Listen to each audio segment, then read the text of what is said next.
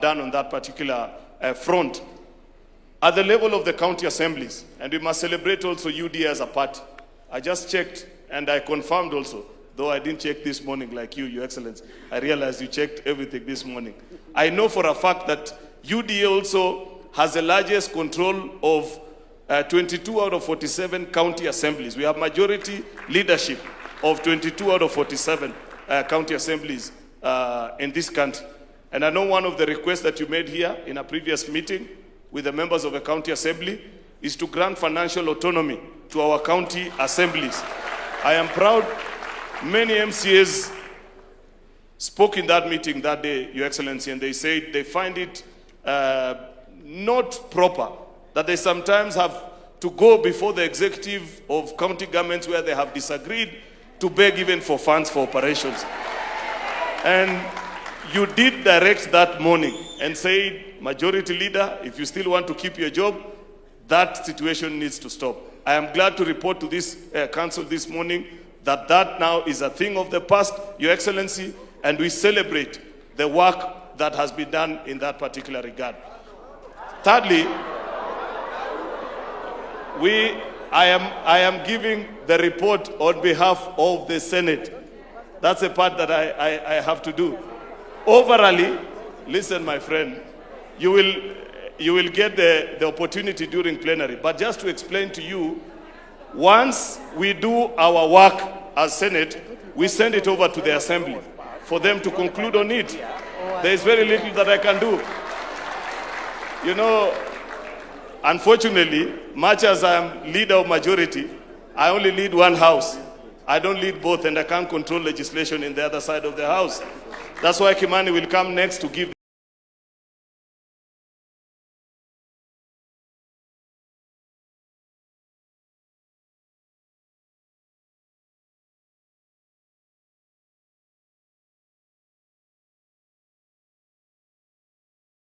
a report. We have concluded on that, Parliament. The pension that you receive is based on what you contributed during your time as a member of Parliament.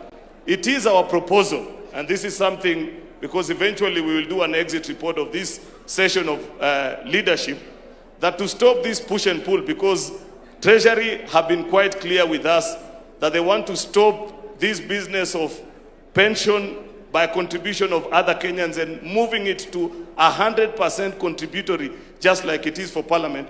It is a policy position which we need to take, and once it's adopted, we will agree so that at the beginning of a term of a legislative arm, either Parliament or the County Assembly, or even for governors, because Governor Waiguru also keeps on pressing us about this because of their colleague governors, that once this decision is made that we go contributory 100%, that will be the direction, and we will implement that needs to be done. The final thing that I want to say on that particular regard is that we have, Your Excellency, challenges of party leadership in our legislative units, the County Assembly. And I remember at one time, you did direct that we need to make a decision. And perhaps during the plenary session today, Your Excellency, because you did guide that this is going to be a consultative meeting, it will be important that we make a decision on how party leadership is attained in our county assemblies, because the Secretary General will report to you that almost on a weekly, if not monthly basis, there are disputes that arise from county assemblies. And it is the feeling of most members that sometimes, due to their proximity, of course, to national leaders, there is control from the county government to a level that is not effective on the executive side towards the county assembly. That once that decision is made, the political party's amendment that is before Parliament right now, we will put it in law drafted, because as it is today, the parties unilaterally make a decision. But we need to draft it in law so that we make a final decision on how leadership of majority leader, whip, and their deputies is attained at the county assembly, so that we no longer see this business of people coming to vote at the party headquarters. I know it's not an easy decision, But it will be interesting to hear from the members that are here on that particular matter can be resolved.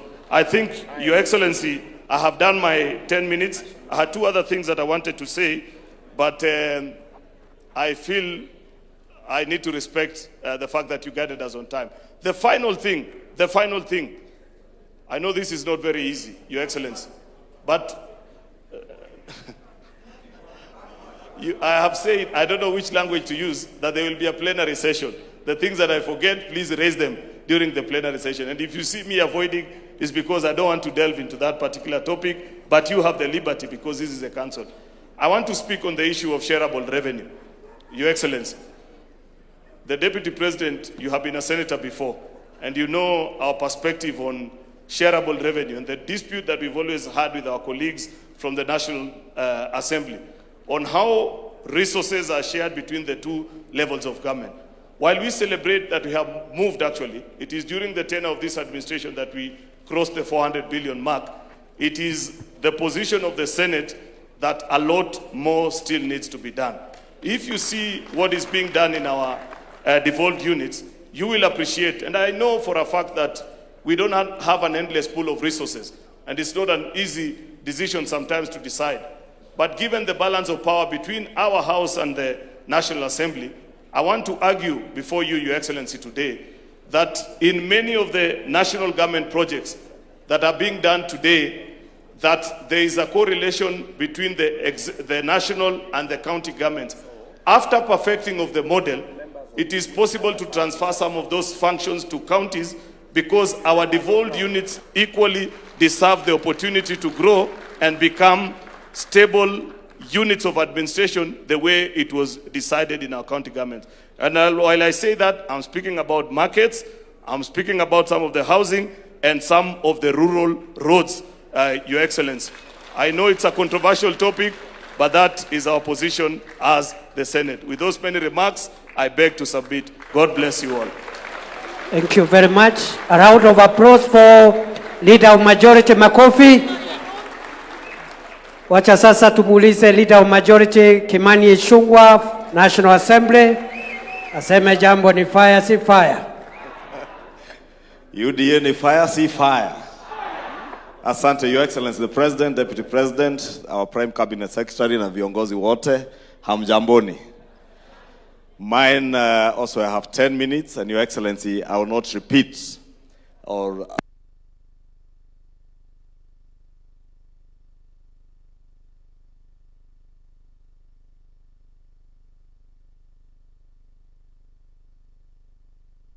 bicameral processes that we passed in the National Assembly, and many of them being money bills, they had to emanate from the National Assembly and were completed in the Senate.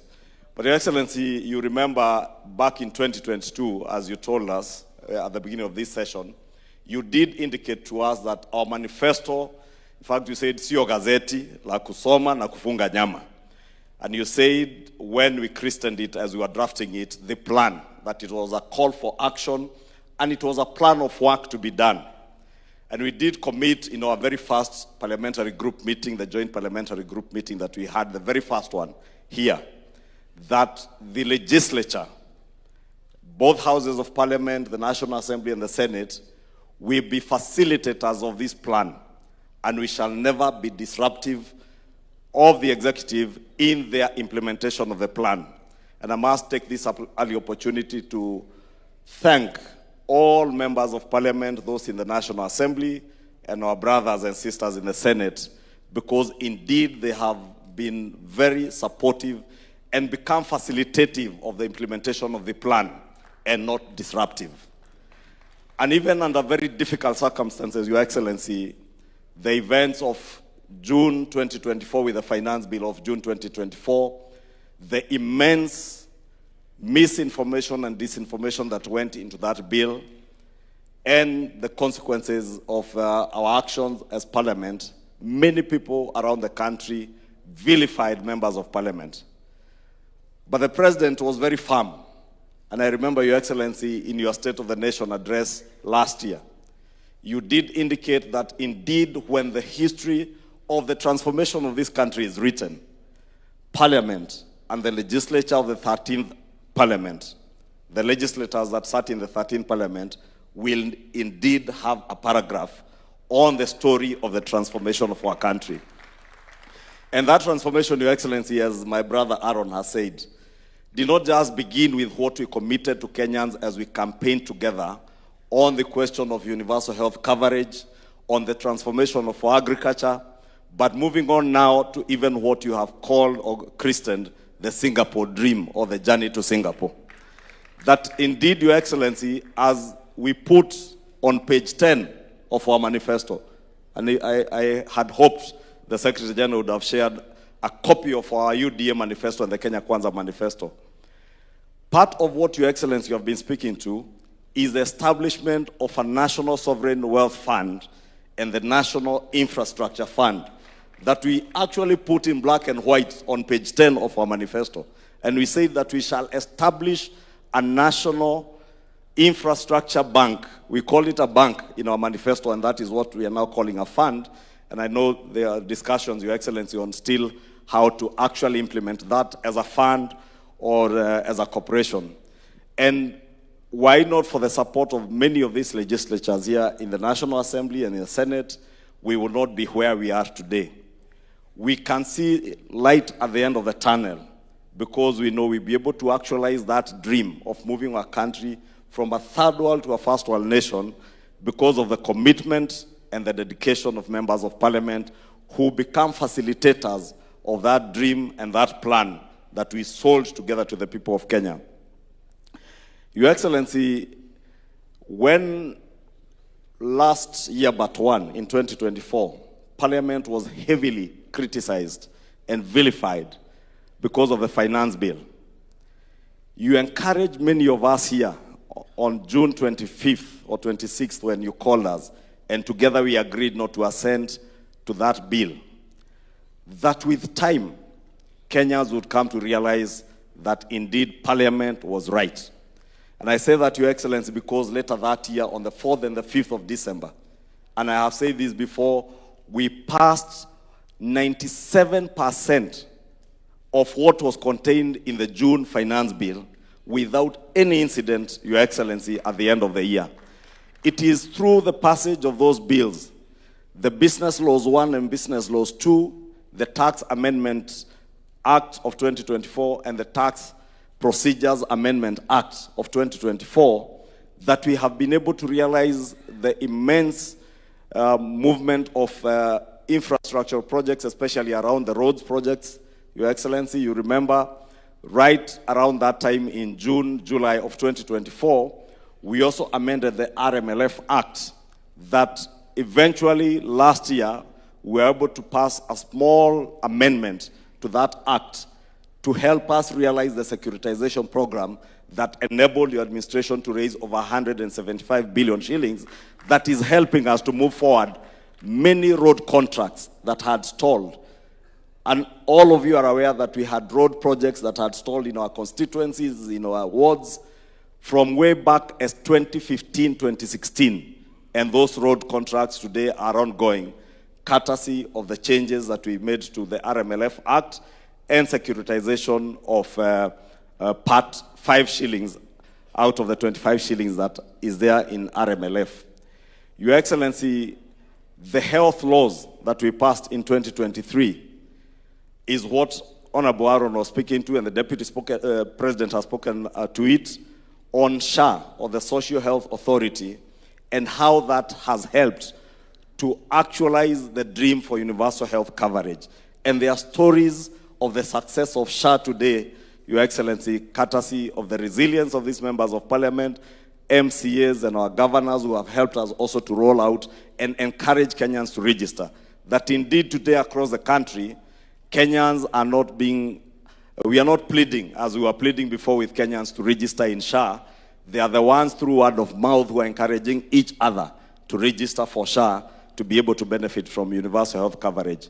Your Excellency, we have also supported in a big way the agricultural sector that and the reforms the Deputy President spoke to, whether it's from the sugar levy, the 4% that we put in 2023, 2024, and also, Your Excellency, in many supplementary and annual appropriations bills, we have ensured that we appropriate resources to all the programs in agriculture, in energy, in roads, that will ensure that we're able to roll out that development program that we have for our country.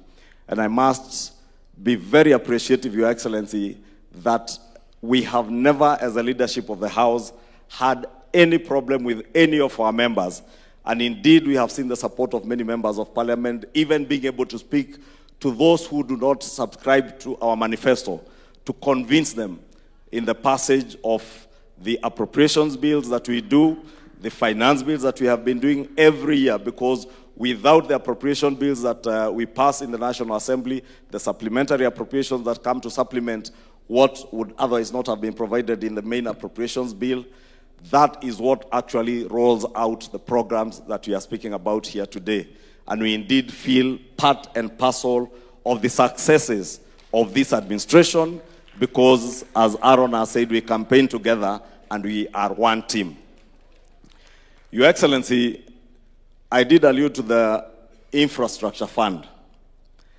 And I know many of the laws that we have passed have come in to feed this plan that we are speaking about here today. But the most critical that is ahead of us now is the establishment of that National Sovereign Wealth Fund and the National Infrastructure Fund.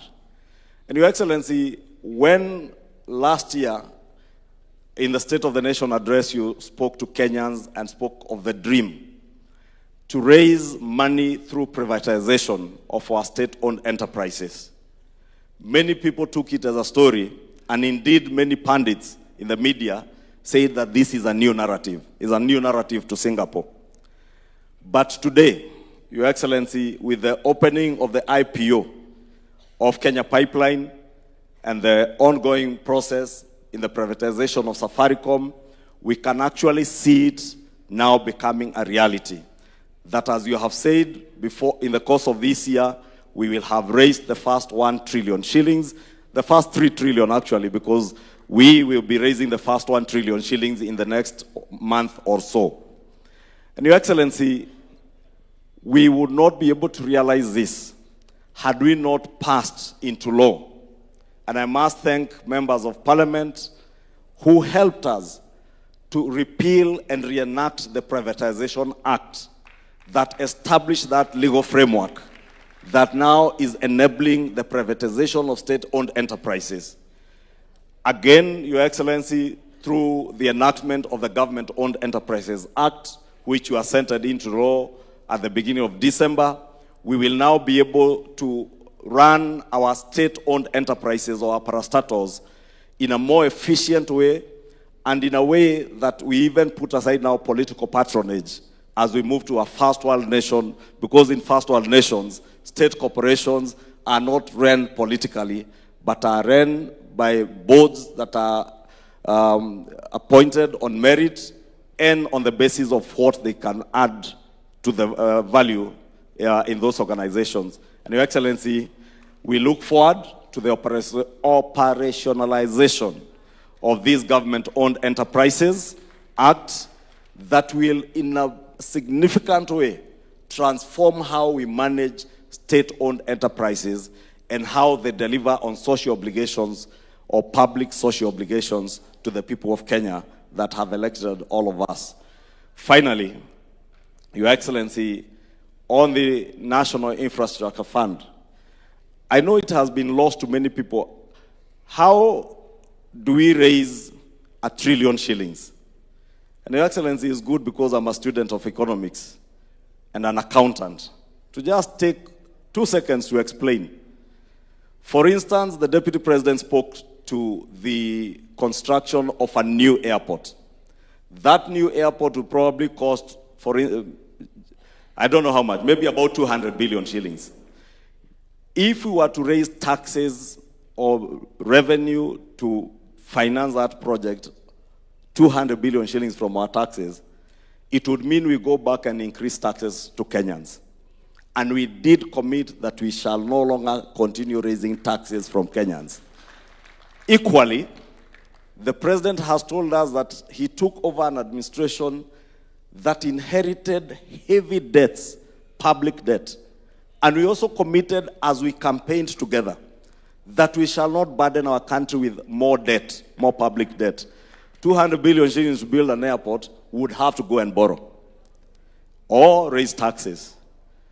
But with the sale of the 65% that we are selling of Kenya Pipeline, if you raise 100 billion shillings, it is good to appreciate that even the people you see in the private sector come to invest in very heavy infrastructural projects that require a lot of capital. Many of them do not own the capital that they use to develop those projects.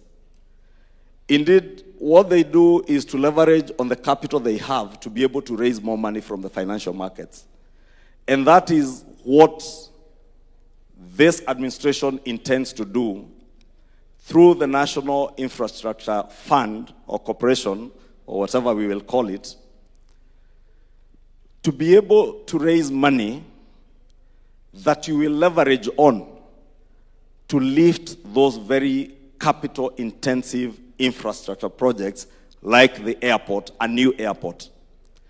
That if you need 200 billion shillings to build a new airport at JKIA,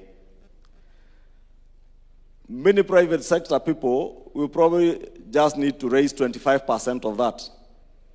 25% of 200 billion is 50 billion shillings. Out of the 50 billion shillings, if we invest from the National Infrastructure Fund 25 billion shillings or 26 billion, we will own 50% of the project through equity. Then the project, not the government of Kenya now, but the project that is commercially viable, which can repay itself and generate more revenue and more income to the government of Kenya and be able to repay its own debt. The project then will go and borrow the 75% to be able to finance up to 200 billion after only making an investment of 25 billion shillings. That 25 billion shillings is what we are now raising through the sale of KPC, Safaricom, and many of the other state corporations. And Your Excellency, I just took liberty to explain that because I know we are many here, and it's a good opportunity to educate each other so that we understand. Because you hear a lot of negativity from the naysayers, and what Your Excellency, you called the other day masters of political deceit and intellectual conmanship. And they are there, and they are very many. And many who do not understand where we are going and how we are doing it. And therefore, I want to take this opportunity to call on all of us to educate others, because part of the objectives of this NGC is also to educate each other so that from here, we will get many ambassadors who will take this message home to the villages, to our wards, to our constituencies, and to the people who vote for us and who voted for this administration. Finally, Your Excellency, I know there's an issue that has been raised on bicameral bills that are pending. I do know the one for the financial autonomy for the county assembly, because we have members of our county assemblies here. Let me confirm to this assembly that that bill came from the Senate, we passed it in the National Assembly, and the President assented it into law. It is now an act of parliament. The only small issue that was pending, or that is still pending, is that we did this in the middle of a financial year. And therefore, there was no way of going back in the financial year, because it would mean that we go back, redo our division of revenue, the CARA bills in the Senate, go back to the county assemblies, you redo your budgets. And therefore, I am hopeful that beginning this financial year of 2026-2027, that begins in June, county assemblies will have the financial autonomy that they sought. 2 is on pensions, both for governors and members of the county assemblies.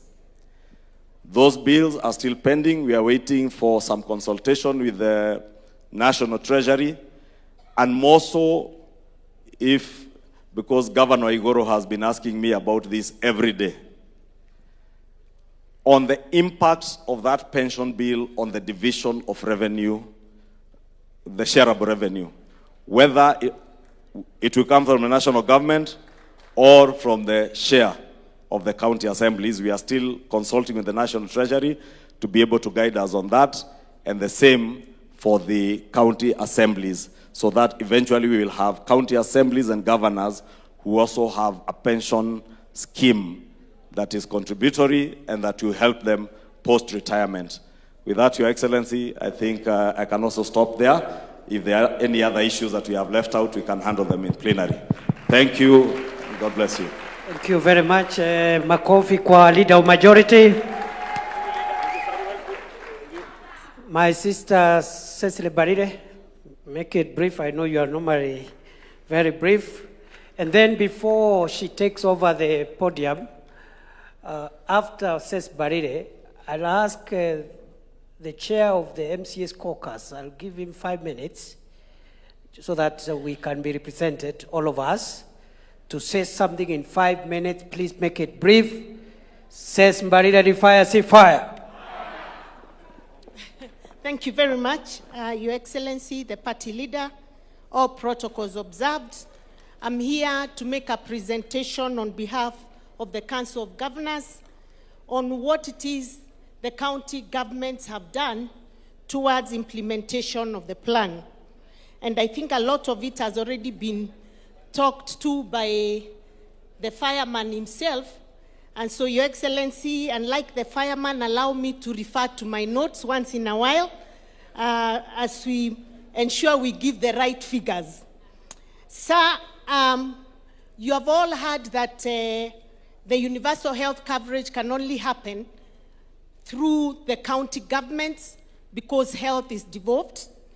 And so after the National Assembly and the Senate passed the Health Act, we had to come up to enact the Facility Improvement Fund, FIF, and so 42 counties have enacted the FIF and 5 at advanced stage of enactment. And this has truly helped us in making sure that we implement the universal health coverage as per the plan. Further, we have partnered with the national government in ensuring that we have the 107,831 community health promoters who we pay half of the stipend, and we want to appreciate the role that the MCAs have played at the county assemblies in ensuring that we continue to give enough resources to keep these great people, the CHPs, in the field every day. So we also want to appreciate that the national government continues to keep the CHPs also paid from the national government, and that we are able to ensure that they have their kits fully equipped to be able to do their work. On SHA, Your Excellency, I'm happy to report that together with the county government and national government, we've been able to register 28.34 million Kenyans across all the counties. And we want to continue to ensure that more and more are registered on a day-to-day. Many counties in our 16,500 facilities are in a continuous registration of the members of SHA, and we are happy with the development. Cumulatively, our county public health facilities have submitted claims totaling to 28.78 billion, Your Excellency, out of which, and it's important that people hear this, 28.7 billion claims from our county health facilities, and out of that 16.79 billion, which is 60%, has actually been paid. We are asking, and out of that, about 2.7 of the balance has been rejected but we are asking, and out of the 2.7, 1.9 has been resubmitted after doing what needed to be done. So we are asking, Your Excellency, that the balance amount of our claims be paid out so that we can continue to offer services. Sir, another area that has really been a big success is provision of maternity services. And this I'm saying because there was the belief that what was there was more superior than what we have now. But I want to say that we are now having more mothers benefiting from SHA maternity services. And in the last summit, we were able to include level 2 facilities into the reimbursement of SHA, because before, if a mother delivered in level 2, SHA was not reimbursing, but we are now happy it's happening, which means more mothers are benefiting. On the National Equipment Service Program, NESP, you remember before we had what was called the Medical Equipment Program, and that program was a very big failure. Why was it a failure?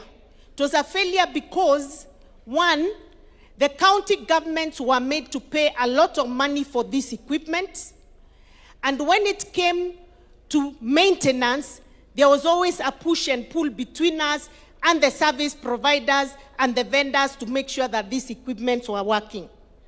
Your Excellency, we want to thank you because through the National Equipment Support Program, currently 40 counties in 121 county facilities and 6 level 6 facilities are benefiting from this program with 6.1 billion Kenya shillings worth of equipment. Also, 75 equipments are being installed in various county facilities across the country, and the program has offered over 232,000 services since its inception in March 2025. A total of 80 officers from all the counties have been trained on the funds flow model virtually. We are happy that SHA has cleared invoices in 16 facilities and 3 lots amounting to over 346 million have been released. Under urban infrastructure, we do have a program called the Kenya Urban Support Program that is funded by the World Bank, and under it we have done 202 kilometers of urban roads, 171 kilometers on non-motorized transport infrastructure, 5,250 parking spaces, and 192 kilometers of storm water drains, and 31 kilometers of sewer lines. This we work closely with the national government. And also we have the Kenya Informal Settlement Improvement Program in 37 counties that is working towards ensuring that 95 settlements are upgraded in terms of infrastructure. In agriculture, Your Excellency, we are happy to report that we continue to provide the last mile distribution of fertilizer to our farmers, and we are happy with the partnership that we are having. We would like to request that this fertilizer, a lot of the farmers want to get it through their cooperative societies, and there's need to relook at the entire architecture of how that fertilizer is distributed so that we can be able to distribute it through the coffee, tea, cooperatives that are there on the ground. In terms of the dairy, out of the coolers that we've been told that have been distributed, we are happy that the county governments have worked closely with the national government to ensure that these coolers get to the farmers. We are happy with the progress so far, but we are requesting that you continue to give us more coolers because the demand is getting higher and higher as we move on. As the county governments will continue to ensure that the cooperative societies are well trained, they are strong enough, and that there are facilities where these coolers can be installed.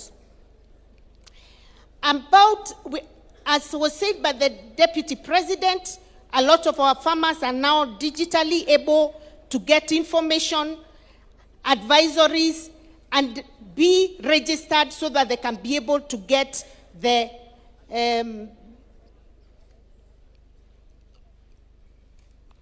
fertilizer. We have about 1,925 agripreneurs recruited with zone mapping and business accelerator onboarding completed. These agripreneurs are really helping with extension services. About 28 officers have also been trained in livestock management, 60 county staff sensitized on sustainable feeds, 39 vet directors sensitized, and over 160,000 animals vaccinated under the e-voucher program.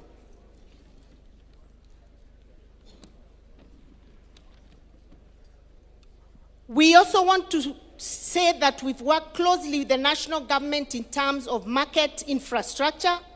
There are over 400 plus markets that are going on right now in the county are being done in collaboration with the county governments. We are providing the land and the management of those markets once they are complete. We appreciate that. Over 860 circles have been mapped out across the counties, one circle per ward, especially in the counties that are benefiting from the NAF CDP. County governments have successfully vaccinated 10.1 million animals and conducted 369,000 AI and distributed 1.6 million chicks. In trade, I did mention the markets, but let me talk about the CAIPs, the County Aggregation and Industrial Parks. Already 35 counties have commenced the construction. Most of the CAIPs are at advanced to mid-level stages across the participating county governments, the 35 of them. And I want to say that we are proud to say quite a number are almost in completion, with Meru leading at 99.3% completion, followed closely by Embu at 88%, Garissa 88%, Kirinyaga 86%, Migori 85%, Wajir 80%, Kisii 80%, Busia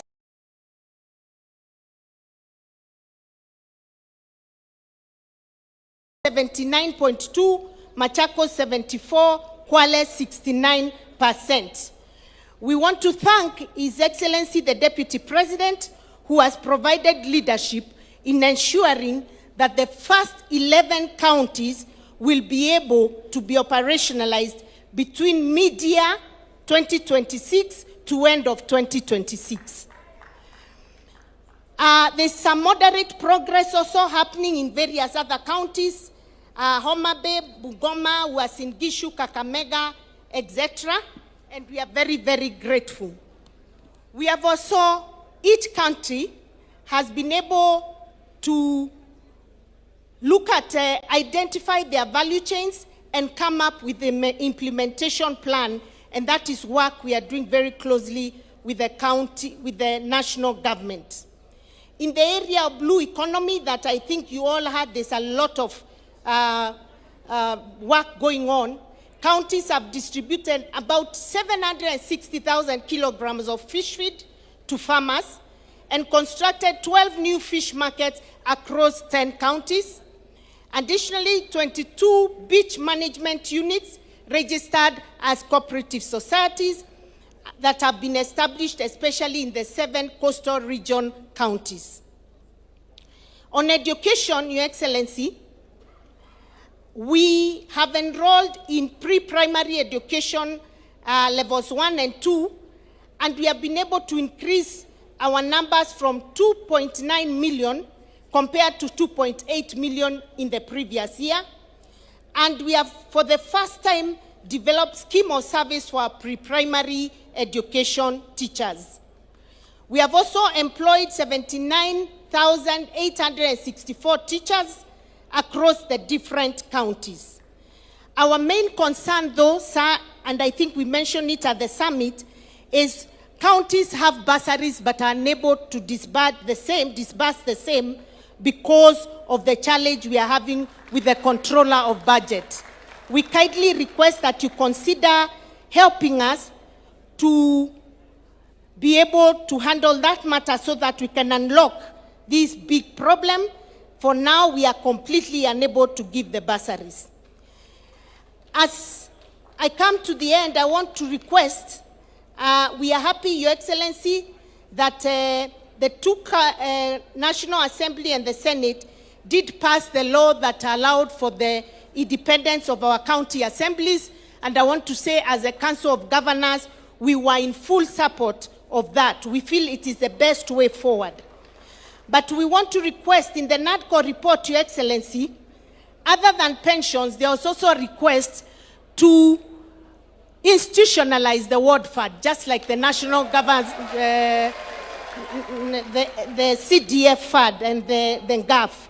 So we are requesting that this be expedited so that these MCAs can continue to do the great work they are doing through their ward fund.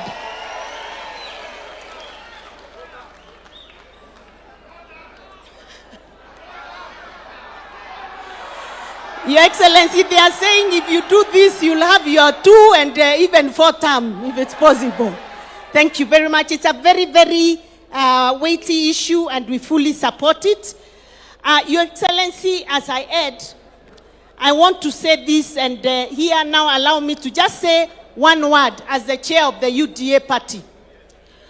You'll all agree with me. You'll all agree with me that the amount of work that has been done by this government is more than any of us even used to imagine had happened. And so this National Governing Council gives us an opportunity to live here knowing what has happened and to get the right messaging when we go to our villages, to our counties, to our wards and our constituencies. Your Excellency, I wish to tell you this, sir. I can see Dennis Itumbe is talking. I want to tell something to our party leader. Sir, we believed in you when we made you president in 2022. And today, more than any other time, we believe in you more. And I want to take this opportunity to congratulate you for the great work you have done. You are full of energy. You're a man who works tirelessly for this nation. And for us as a team, we want to confirm to you that we support you 100%. In the midst of all the noise that has happened, especially in the last 2 years, we can see the amount of work you've done. We can see your vision is finally coming to fruition. The story of Singapore is no longer a dream. It is going to be a reality in this country called Kenya. And so as you continue, may we congratulate him because he's the most courageous leader I have seen in my entire political career. Courage to be able to make political and policy decisions that he knows will help the country in the future, even if in the short term it is unpopular. Shah was the most unpopular. Isn't that the truth? But today, just talk to all of us here. We have less harambes to go to. And even when we are called to these harambes, we have less money to contribute because Shah is working. So I want us to all confirm to our president that going forward, we will do what we must do to make sure we get our second term. And that, Your Excellency, when you're coming on the ground, even the PSs, the CSs, if they are coming to a particular county, a particular constituency, a particular ward, and you have members who support the government in those places, please let us know, because we want to be there to scream loud the work you're doing for us. And finally, let me appreciate your deputy president, the fireman himself. First of all, I keep telling you that fire and Norma and Bwekse gave us fresh impetus. And we want to thank you because we've seen you crisscross the entire country talking about government programs and projects without fear and with clarity. And today we have confirmed as you stood here that, Your Excellency, this was the best decision you ever made. And so, we will continue to support you, Your Excellency, the Deputy President. And please continue to ensure there's fire across the entire country. Continue to give the President the much-needed support that he had lacked for 2 years. And Your Excellency, Paul, for what happened for 2 years, we didn't know you are suffering in silence until this guy came. So we are happy that you are making it. And you're doing a great job, Mr. Fireman. Kindiki ni fire, see fire. You have the support of the entire leadership of UDA and the affiliate parties. Thank you very much. May God bless you. Long live William Samoei. Asante.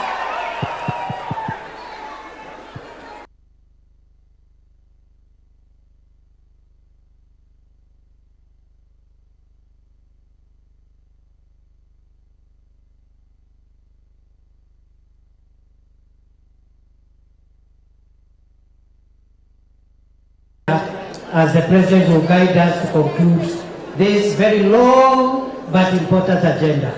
Endelea tafadhali. Hata wewe ni fire. Asante.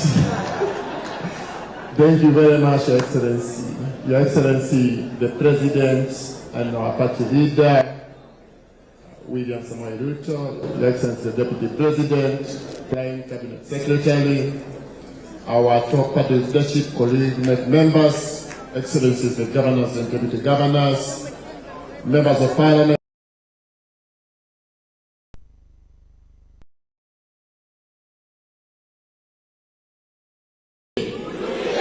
Harambe! UDA! Kazi ni kazi! Kazi ni kazi! Hapo sana.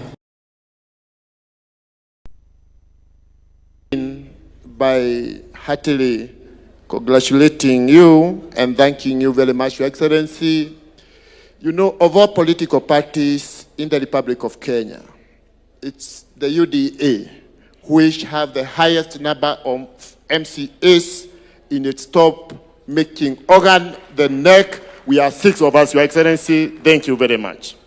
Your Excellency, I want to thank you because, as has been said here, already you have signed the autonomy bill into law. Now, we want to beg you, and I say this on behalf of my colleague MCAs. We don't want, when our party leader, when the Commander-in-Chief of the Defense Forces of the Republic of Kenya, when he has signed something into law, implementation remains the key word, and it should be implemented as fast as possible. Your Excellency, these colleague MCAs, they've requested during the past, and they still insist every time we are conversing, they say when they talk about World Development Fund, it's not money that goes to their pockets, but money that goes to the citizenry in their wards. Your Excellency, because our MCAs ndio jeshi yako ya ground. Sisi, we are not demanding, Your Excellency. You are our boss. We are humbly requesting, ikiwezekana, hawa jeshi yako ya mashinani, they see ward flood kabla tufike kukukampenia huko mbele. Your Excellency, mambo ya basali imetajwa hapa. Sisi kama jeshi yako ya mashinani ni vizuri tukujulishe na komptrola wetu pia asikie hili. Hii pesa ya basali saa hii kuna watoto wanapata matatizo huko chini. Kwa hivyo hiyo pesa ya basali nayo irudishwe, county ziruhusiwe, basali ipeanwe pale kwa ward. Your Excellency, nikienda kumalizia, kuna hii mambo ya empowerment imekuwa hapa na pale na wajumbe wetu. Ikiwezekana jeshi yako ya MCAs wanataka kupeleka empowerment kwa ward zetu, ndio wakipeleka pale wanasema William Ruto ni 2 term, na hata kuna wengine wameanza wanasema Professor Kidiki ni 4 term. Hiyo yote jeshi yako iko tayari kufanya. Nikimalizia, we thank you very much. You know, Your Excellency, you rightly keep observing you have a deputy who is a professor. And the professor is the person in charge of devolution. I want to finish by quoting 2 of his statements. Number 1, tukiwa kule Bele, because your election campaign, Mr. President, will be built on this. Your deputy, Judy alikuwa anatuongoza, akasema, nenda kumwiratiriri, tugathura wa muthende, wa muthende, wa muthende. Na wa muthende akapita, Your Excellency. Ya pili, nikimalizia, akasema, wewe Goliathu, siku ya Haramisi, tutakumalizia. Na hata siku ya leo tunasema hivi, wewe Goliathu, umetusi rais wetu sana. Umemuita Kasongo. Mwaka ujao tunaonana na wewe. Ukatusi deputy president wetu. Ukamuita Soprano wewe. Na huyu ni professor. Huyu ni professor. Next year, wewe Goliathu, tunakuangusha chini. William Ruto ni 2 term. Asanteni sana. Oh la la. Fire, see fire. Mimi naomba, because what I want to do now, so that we make progress, His Excellency the President will come and summarize for us this agenda, and also we make a resolution. And the other 2 agendas are shorter.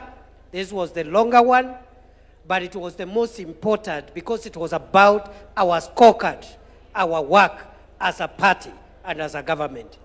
So I want, before I call the President, please stand up and stretch out kidogo. UDA ni fire, si fire. Nikisema UDA, munasema UDA. Kazi ni kazi. Kazi ni kazi. Rais ni fire, si fire. Aya, tafadhali tunaanza keti. Huyo deputy wangu ni fire, si fire. Wamesema ni fire sana. Basi naamini ya kwamba sisi zote tumesikiza kwa makini scorecard ya serikali ambayo imeundwa na chama yetu ya UDA na marafiki zetu. Na kabla sijaendelea, kati yetu tuko na marafiki ambao wametembea na sisi hii safari. Wameungana na sisi katika kuunda serikali ya Kenya Kwanza. Hata wale hatukuungana na wao katika serikali ya Kenya Kwanza, baada ya uchaguzi wamekuja na tumeshirikiana na sisi, na kufaulu kwetu pia wamechangia sehemu kubwa. Tuwapigie makofi jameni. Tuko hapa na wanachama wa chama ya Ford Kenya, wapigie makofi. Are they here? Wanaweza kusimama? Some of them are there. Tuwapigie makofi. Thank you very much. Tuko hapa na wanachama wa chama cha Chap Chap wako kati yetu, tuwapigie makofi. Hapa tuko na wanachama wa chama ya Jubilee ambao wameshirikiana pamoja na sisi, tuwapigie makofi. Asanteni sana waheshimiwa. Tuko hapa na wanachama wa CCK, sijui kama wako humu ndani, kule nyuma wapigie makofi. Tuko hapa na wanachama wa UDM walimeungana na sisi, tuko na Gavana Mahmud hapa na viongozi wengine kule nyuma. Asanteni sana. Sijui kama kuna chama ingine nimesahau. Tuko na Wiper, wale wamekuwa katika chama cha Wiper wako hapa, wapigie makofi.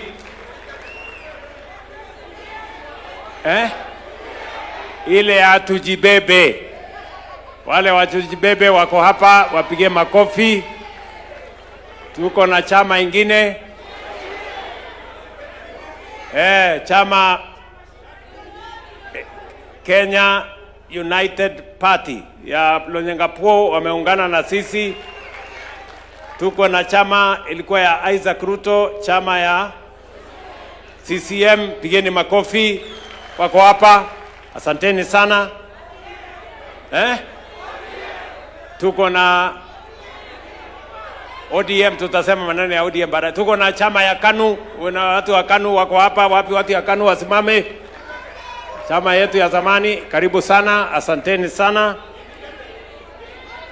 Tuko na chama ya DP, yuko hapa Bwana Mondigi, asante sana. Na tuko na watu walichaguliwa kwa independent, wasimame. Hawa wote, lakini sasa hawa wote ni jeshi yetu. Na tunasema asanteni sana kwa kuungana na sisi. Sisi tunasema karibuni, tutatembea pamoja na nyinyi kuunganisha Kenya na kuunganisha Wakenya wote. Mimi nataka nichukue nafasi hii in a very special way kurecognize ndugu yetu Musalia Mudavadi na chama ya ANC. Former members of ANC wasimame tuone jameni. Hawa sasa wanachama walikuwa wa ANC, sasa ni wanachama wa UDA. Tuwapigie makofi. Asanteni sana. Na mwisho kabisa, mimi nataka tukubaliane hapa ya kwamba tumesikia kwa kirefu implementation, vile tumetekeleza manifesto ya Kenya Kwanza. Si ni kweli? Tumesikia kutoka kwa profesa. Huyu profesa, hata kwa maoni yenu, anaelewa hiyo kazi ama haelewi? Si ametueleza vizuri vile tumesonga mbele na manifesto ya chama na vile tumetekeleza. Unajua Kenya hii kuna watu wa porojo mingi, propaganda mingi, kule kwa social media imejaa fitina, hakuna kazi imefanyika, wale walituambia uongo. Lakini tunasimama hapa leo ili wale wanasema ya kwamba tuliwaambia Wakenya uongo waaibike. Leo tunasimama hapa, scorecard yetu inaonyesha wazi ya kwamba yale makubaliano tulikubaliana na Wakenya, manifesto Wakenya milioni 7.2 walipigia kura, imetekelezwa almost 80%. Maneno ya uchumi ni vile profesa ametueleza. Uchumi ya Kenya sasa iko imara. Maneno ya kilimo, tumesukuma kilimo, sasa inaeleweka wazi. Hata tukizungumza hapa leo, tayari tuko na magunia milioni 8 ya mbolea ya msimu wa long range, ambayo tayari almost 3 million bags iko katika stores zetu. Wakulima wanaweza kuanza kupanda from now mpaka April. Last year tulitumia magunia 10.1 million bags of fertilizer last year. This year we are estimating 12.5 million bags of fertilizer, and already 3 million bags are in our stores. Another 3 million bags are already in Mombasa on its way to the stores, and we plan to use 8 million bags in the long range between now and April, May this year. So our commitment to making sure that we transform Kenya is solid, and it is on a solid foundation. Vile Profesa ametueleza mambo ya ufugaji, hata ile sex cement ilikuwa shilingi 8,000. Today, sex cement for our dairy is 1,400 shillings from 8,000. And that is why Kenya has moved from producing 4.6 billion liters of milk to 5.2 billion liters of milk today. Kenya is now the largest milk producer in Africa. And that is a fact. And it is because of the interventions we have done in that sector. And we can say everything else on education. We have transformed education in a very fundamental way. We have sorted out the problems that we have with CBC. We have sorted out the teacher shortage. We have sorted out the infrastructure shortage. 21 universities have been declared insolvent. Today, because of the new funding model, our university education, our TVET education is on sound footing. Ask any vice chancellor, ask any principal of a TVET institution. That transformation is going on. When we go to all the other fields that have been explained to us, we can confidently say that we have been faithful to the implementation of the agenda upon which the people of Kenya had voted for this administration. And we are ready to face our competitors with our scorecard and ask them what they can do better than what we have done. That is the competition we want to have with our competitors. We do not want to compete on the basis of insults. We do not want to compete on the basis of all the other things that they are engaged in. We want to compete on the basis of transformation of our nation. Who has better ideas, who have a better scorecard, and who have a better plan for the future of the nation. And that is why, as I stand here, I want to encourage you, as leaders of UDA, part of the problem we have had is that we have had too much negativity. The reason why Professor has taken time, together with Seth and Kimani and Aaron, have taken time to explain to us. And the reason why you have a pamphlet, kila mtu wako na pamphlet hapa saizi, on the scorecard of the party, so that you can stand on any forum and explain to the people of Kenya where we were, where we are, and where we are going. Si kila mtu sasa hako na manifesto, hako na scorecard ya chama. Because we do not want to come to any constituency or any ward and we are struggling to tell the people what this administration has done. You allow people with propaganda na watu tu wa fitina waeleze wananchi hakuna kazi imefanyika. Today, as I talk to you, the roads that had stalled, nyinyi mnajua, when we came into office, most contractors had left sites. Majority of the contractors had left sites. Lakini leo, all the contractors are back. All of them. Kama kuna mahali, maybe 5% ndio bado. Lakini 95% of the contractors are on site. They are working. And I want to confirm to you, we raised 175 billion. We are raising another 120 billion to make sure that all our contractors are on site until we complete the 6,000 kilometers of road that is going on in Kenya today. Hiyo program inaendelea. Program ya kwa mfano, nimeona dada yangu wa Mushomba yuko hapa. Pigeni makofi. We had a big problem with Mau Mau roads. Si ni kweli? And that was the quarrel wa Mushomba had with me. Maneno ya Mau Mau roads. And I want to say, when we came into office, only 20% of Mau Mau roads, only 20% of Mau Mau roads had gone on. About 600 kilometers of Mau Mau roads, only 20% had been done.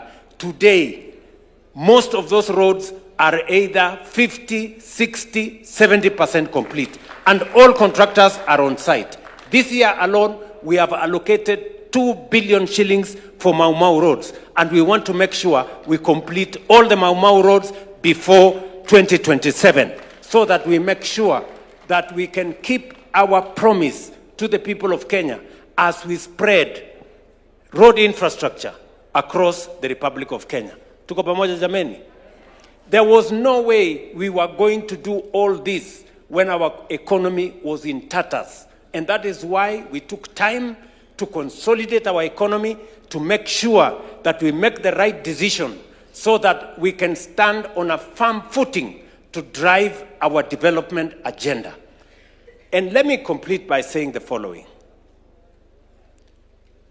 Now that we have a great scorecard that we are undertaking, most of the programs have been rolled into place. We now have a plan for the future, because we need continuity. And because we have a plan for the future, you have heard us say that we now have a clear plan on how we are going to move our country to the first world. And we also are not just talking about a plan. We also know how to finance that plan. Nyie mnanielewa? Because the problem with Kenya is not the absence of plans, is not the public, is not even money. It is the knowledge to understand how to craft innovative mechanisms of implementing and executing a plan. And that is what we have developed. We have an innovative plan on how to build roads. We have an innovative plan on how to drive our agenda into the future. And that is why we have said three things. Number one, for Kenya to move to the first world, we must generate at least 10,000 megawatts of additional energy. Today, sikizeni ndugu zangu, today in Kenya, we have 3,300 megawatts of energy. 3,300 since independence. I went to Ethiopia this last year, about 3-4 months ago. We went to launch what is called the Gad Dam. In that dam, one dam, they are producing 5,400 megawatts. One dam. The whole of Kenya is 3,300. Munaona iko shida ama hakuna shida? Na ni shida hiyo ni kidogo ama ni kubwa? Shida hiyo ni kubwa sana. Sisi tunaelewana? And you know, we cannot drive our transformation if we do not have the energy to drive it. That is why we need to generate more energy. We cannot commit ourselves to industrialization if we do not generate energy. To generate that energy, we need between 10 and 12 billion dollars. That's about 1.5 trillion Kenya shillings. And do not worry, we will get the 1.5 trillion shillings. Tuko na njia ya kupata hiyo pesa. Do you understand what I'm saying? So that is the way we want to go. Let me give you an example. When I was invited to go to the United States by President Joe Biden, we signed an agreement between Kenya, Microsoft of America, and G42 of UAE to do data centers. Because that's the future. Technology is the future. And because we have green energy, America and UAE said Kenya is the right place so that we can use geothermal energy to drive our data centers. So tukaweka kidole ile kitu, tumefurahi sana. Mimi nimekuja hapa, nimetangaza maneno mzuri kabisa tu. Hii project ni ya karibu 1.2 billion dollars. Sasa kufanya assessment tukaambiwa data center moja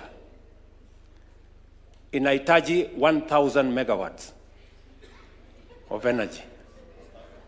Kenya mzima iko 3,000. Yani kuimplement hiyo data center moja, we have to shut down a third of the country. Sasa hiyo kitu ikakwama. Nyinyi mnanielewa? So going into the future, we cannot move Kenya forward unless we generate energy. And I want to tell you, we have enough energy. We have almost 10,000 megawatts in geothermal alone. We have 20,000 megawatts of energy in wind energy. We have enough reserves to generate sufficient energy to drive our industrialization, our manufacturing, and our technology progression. Tunaelewana?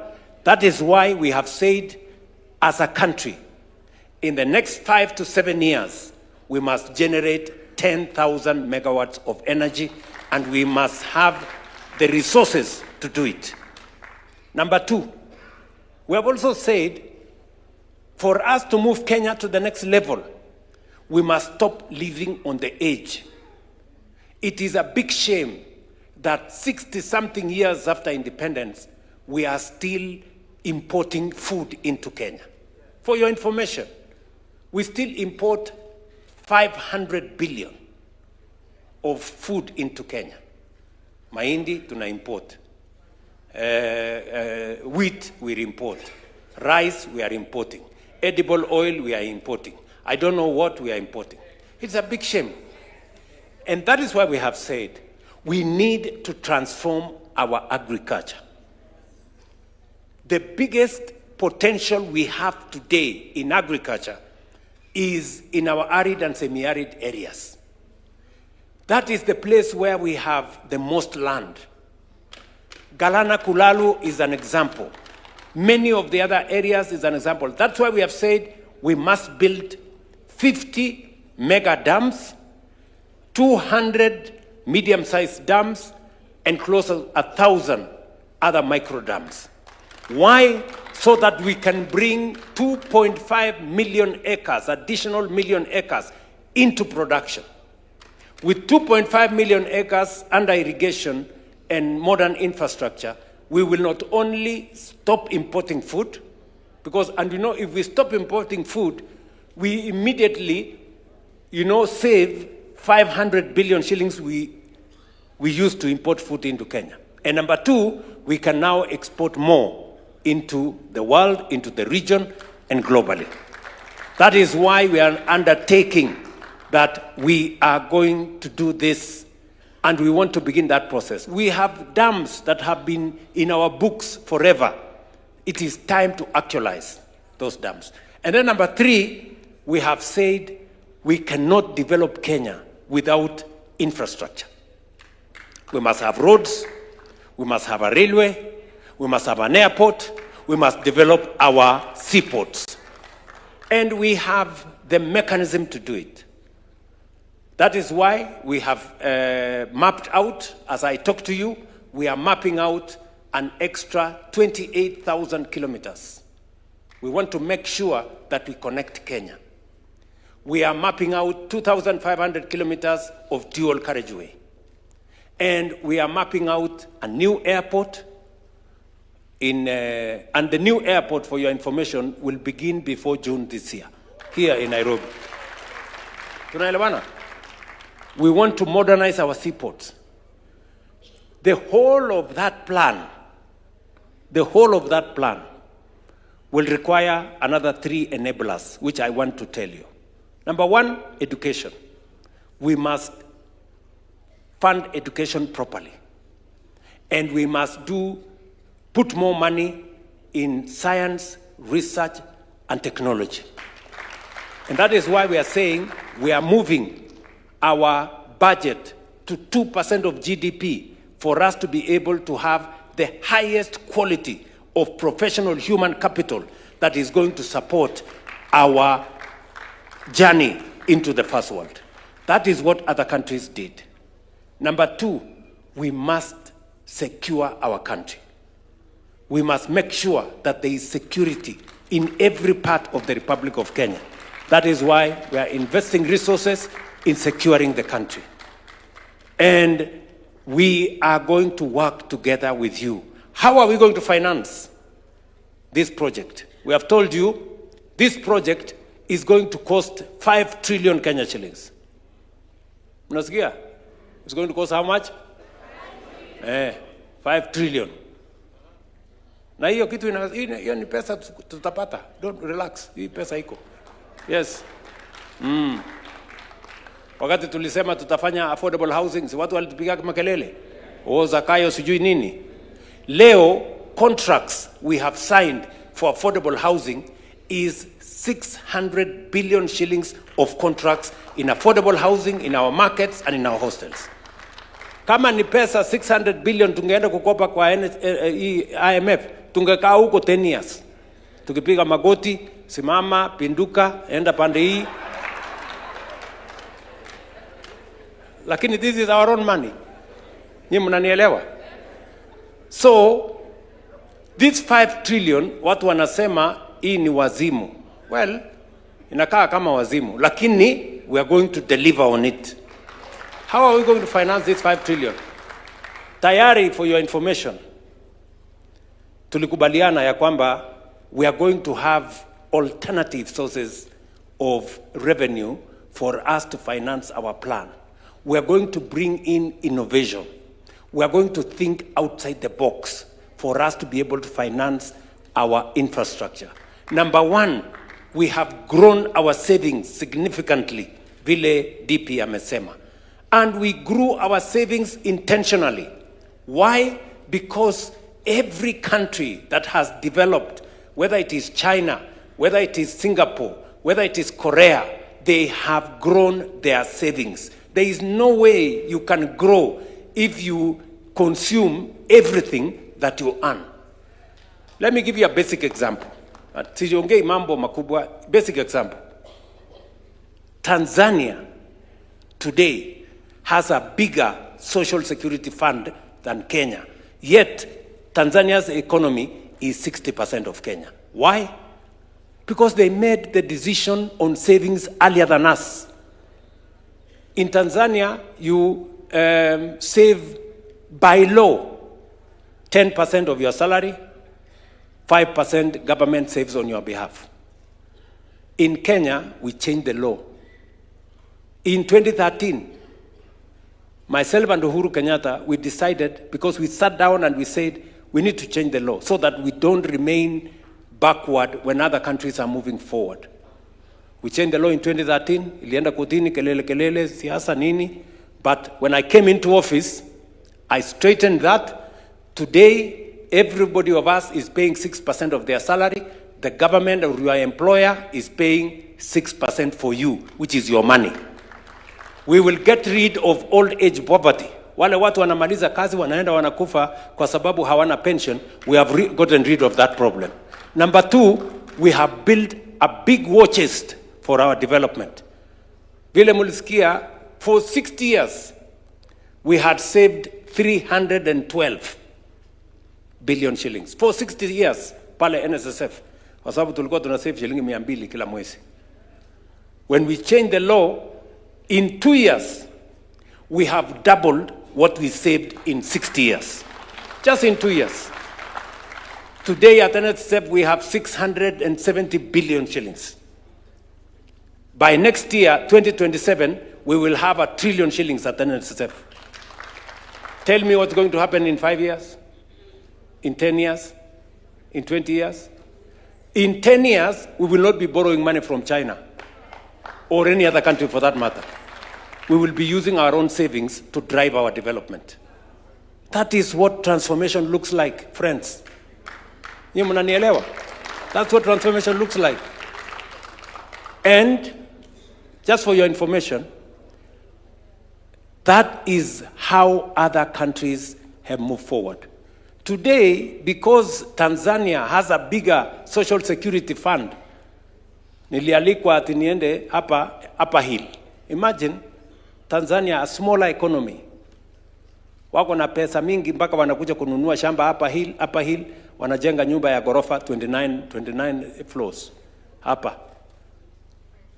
Because they are investing, sisi tumelala. Bado tunalipa 200. Hiyo inaitwa ujinga. Ama you can call it any other name, but that's what it is. So lazima tuachane na hiyo ujinga, sisi tusonge mbele. Tunaelewana jameni? Let us make the right decisions for this nation. And when we make the right decisions, we will see how Kenya is going to change. That is why you people seated here, don't just imagine that you are sitting here. You are sitting here because history has given you the opportunity to sit here. And we must acquit ourselves. We must be the generation. We must be the leaders that finally made Kenya the Kenya we all want it to be. Please, I want to beg, I want to ask of you. And we can change this country in our lifetime. Mukisikia Professor akisema in a generation, we can change this country. In the next 30 years, Kenya will be a first world country. Mungu atujalie. Inshallah. Ama namna gani, my friends? Si tuseme hivyo? And how are we going to do it? Already, I told you, we are going to find the resources. Today, as I talk to you, we have an opportunity to buy, as Kenyans, we have an opportunity to buy shares in Kenya Pipeline. Each and every one of us here, we have an opportunity to buy shares in Kenya Pipeline. Kenya Pipeline is not going to go away from Kenya. It's only that we will raise the money and let Kenyans own. It is part of democratizing ownership. It is part of democratizing wealth of our nation, so that each and every Kenyan can have access to owning what we have built together as a nation. So today, we are selling shares in Kenya Pipeline at the Nairobi Stock Exchange. And we are going to make sure that every Kenyan who has applied, first and foremost, gets their share before we move to anybody else. Many people I have heard have gone to Parliament to say, oh, you know, these shares of Kenya Pipeline have been overvalued. You know, hii share has been overvalued. Kwani mtu alikuwa anafikiri mali ya umma atakuja tu abebe hivi hivi? Hapana. Hii ni mali imejengwa over time, my friend. Hii ni mali imetengenezwa over time. So we have made sure that the people of Kenya get the best deal from their asset. Because it's not just us who are going to buy. There will be others who will buy. Sijui kama tunaelewana. So we have negotiated the best deal for the people of Kenya, so that that money is raised so that we can use it to develop our country. We will raise possibly 110 billion from that sale of Kenya Pipeline. And I have told the people of Kenya, in the past, corporations were privatized. The money was used to pay salaries and to pay debt. Let me say, for the avoidance of any doubt, the commitment I made to the people of Kenya, any money, proceeds of privatization from Kenya Pipeline, from Safaricom, or from any other entity will be used for only one purpose: to develop the infrastructure of Kenya. Not a single shilling is going to pay salary. Not a single shilling is going to pay debt. We are going to use that money to build additional wealth. We want, when we sell one piece of infrastructure, we develop 5 pieces of infrastructure, which can be sold later down the road. Yes, that's what we are going to do. And with what we are going to do in the next 2 months,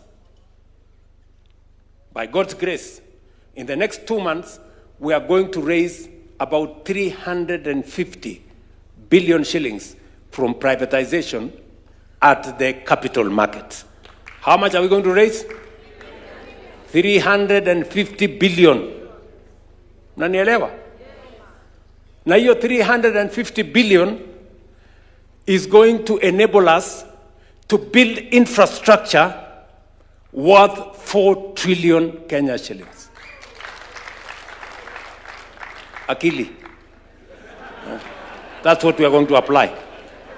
Ni mnanielewa? Tuendelee ama tuendelee? Yes. Na atusemi next election In the next 2 months, we begin that journey. We're not talking about the next election. We are talking about now going into the future, into the next generation. So, with that money, we can be able to do the roads, we can be able to do the dams, we can be able to generate energy. So, if we have 4 trillion shillings this year, ile project yetu ilikuwa, program yetu ilikuwa trillion ngapi? 5. So this year we will raise 4. Imebaki 1 trillion. Hiyo tutafanya ukarabati kidogo kidogo, next year tumalize, Kenya isonge. Tunaelewana jameni? And we are very confident. We are going to tell the people of Kenya how we are going to do it. We stabilized the economy when nobody believed in us. We stabilized agriculture when nobody believed in us. We sorted out education when people thought it was impossible. We have sorted out health when people thought it was difficult. We are going to move Kenya from a third world country to a first world country in this generation. And that is why this meeting is important. You people sitting here, you are the people who will make that history happen. Tunaelewana? And that takes me to the next 2 items, and I want to take both of them together. The next 2 items is our party elections and the negotiations between UDA and ODM.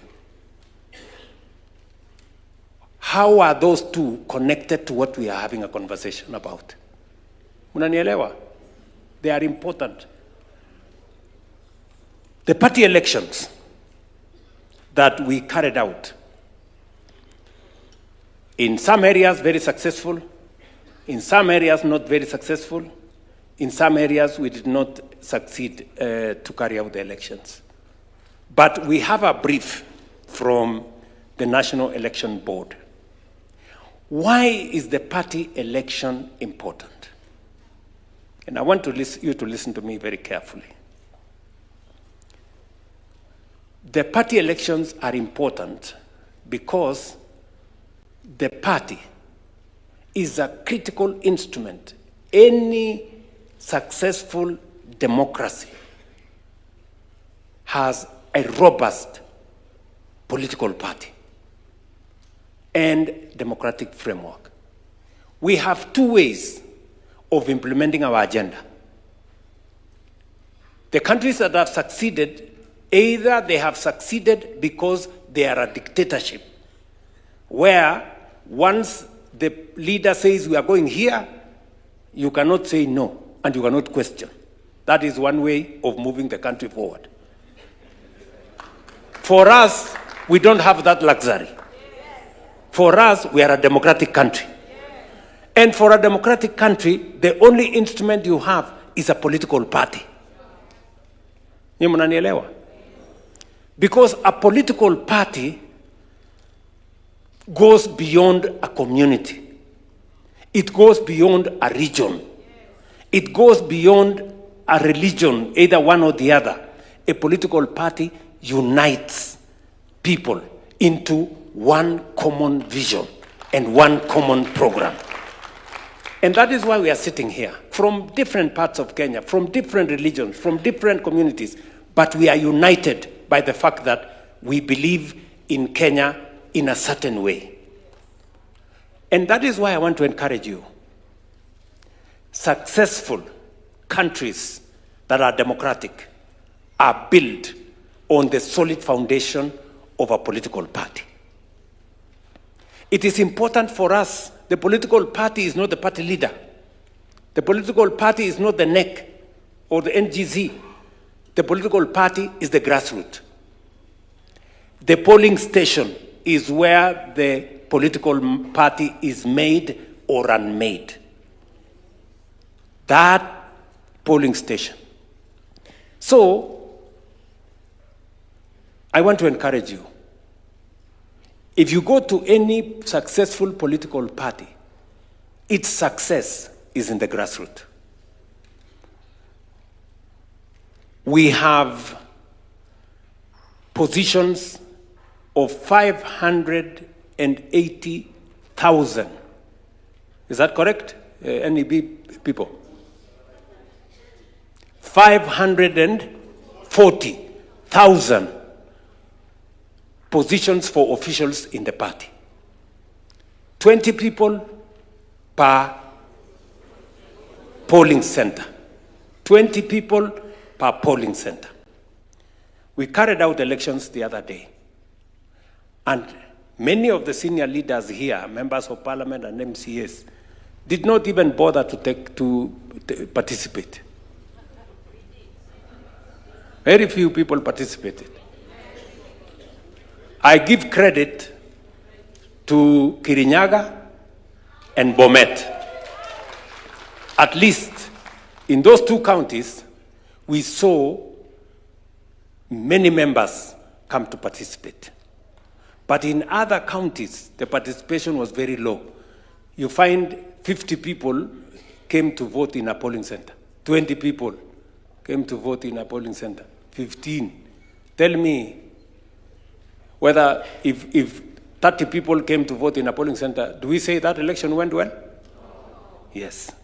So we have instructed the NEB, any polling center where less than 50 people voted, we repeat. Any polling center where less than 50 people voted, we do what? We repeat. And please, I want to ask you as leaders, the grassroots is very important. The grassroots is very important. I want to encourage us here, go and become chair of the ward in your county. Those are the people who are going to decide for the party going forward. Nominations will be decided by the party going forward. Whether it is nominations of MPs, nominations of county assemblies, they will be decided by the party. And the party must have legitimacy. The legitimacy of the party comes from the membership voting for the party officials. Mnanielewa? Yes.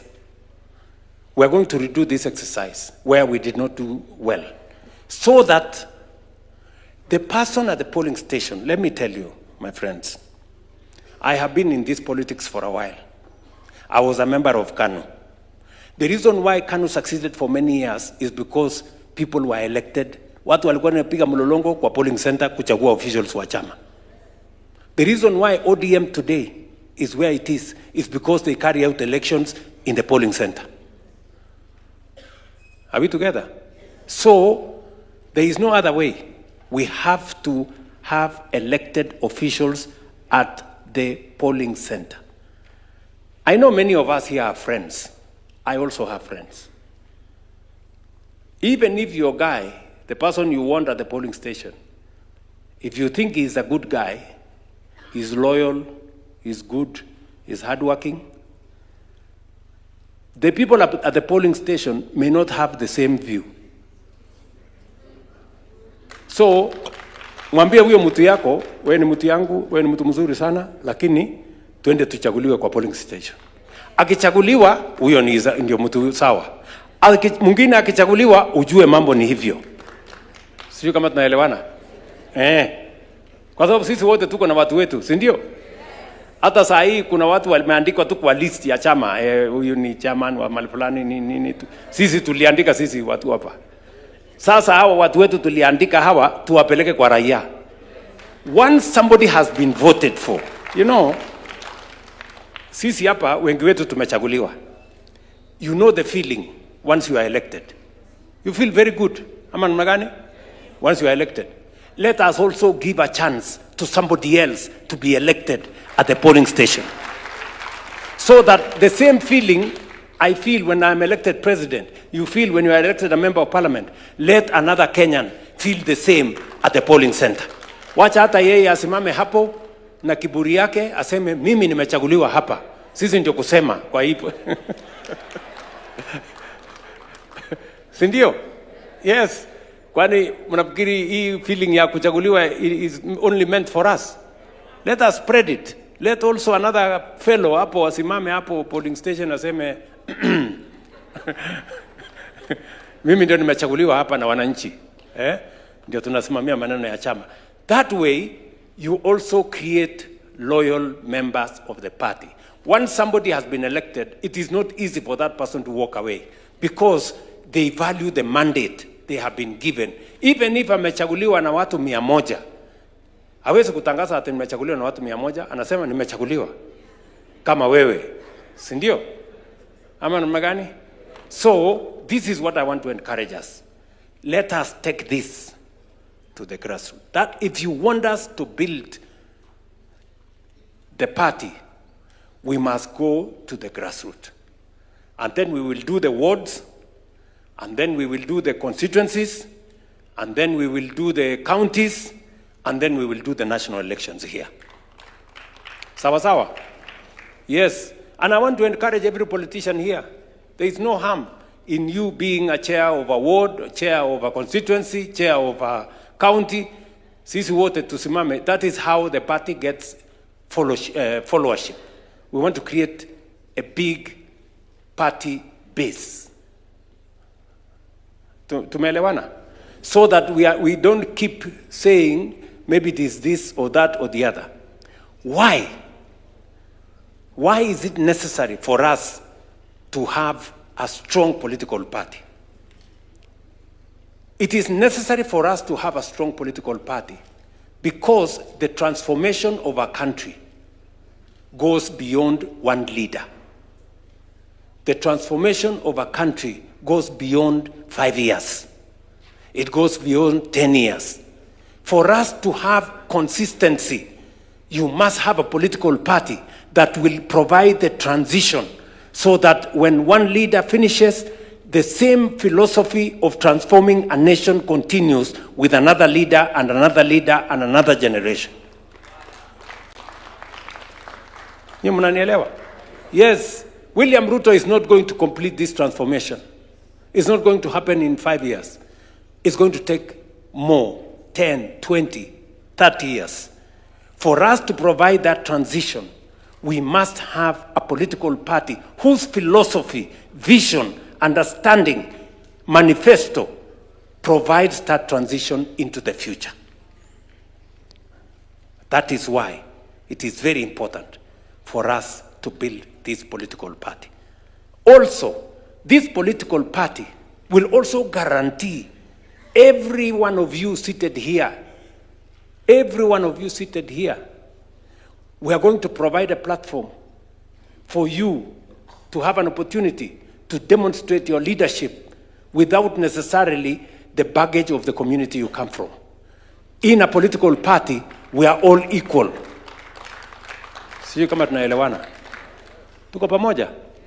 That is how somebody from a minority will lead Kenya, because they belong to a political party that has networks everywhere, and he will be judged by his political party and the political party, what the political party believes, not because of the small community he comes from.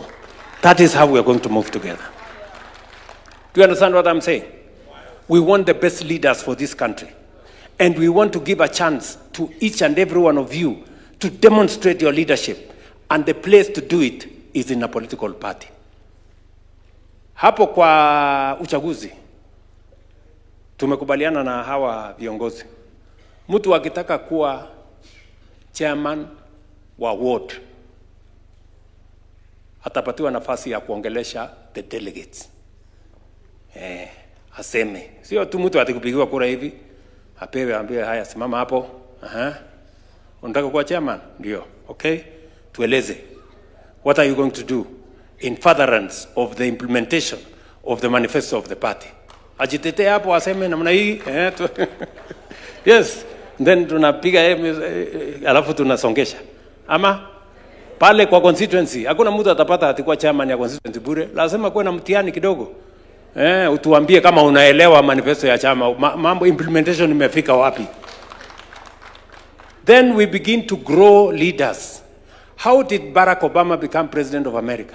It was in the convention when he persuaded people that he knew what he's doing. We are going to provide an opportunity for you. CDP ameongea hapa. Simempima. Sindio? Sinamna hiyo? These are the kind of opportunities we are going to give to everybody to display, their leadership. And then it doesn't matter the community you come from, it doesn't matter the region you come from.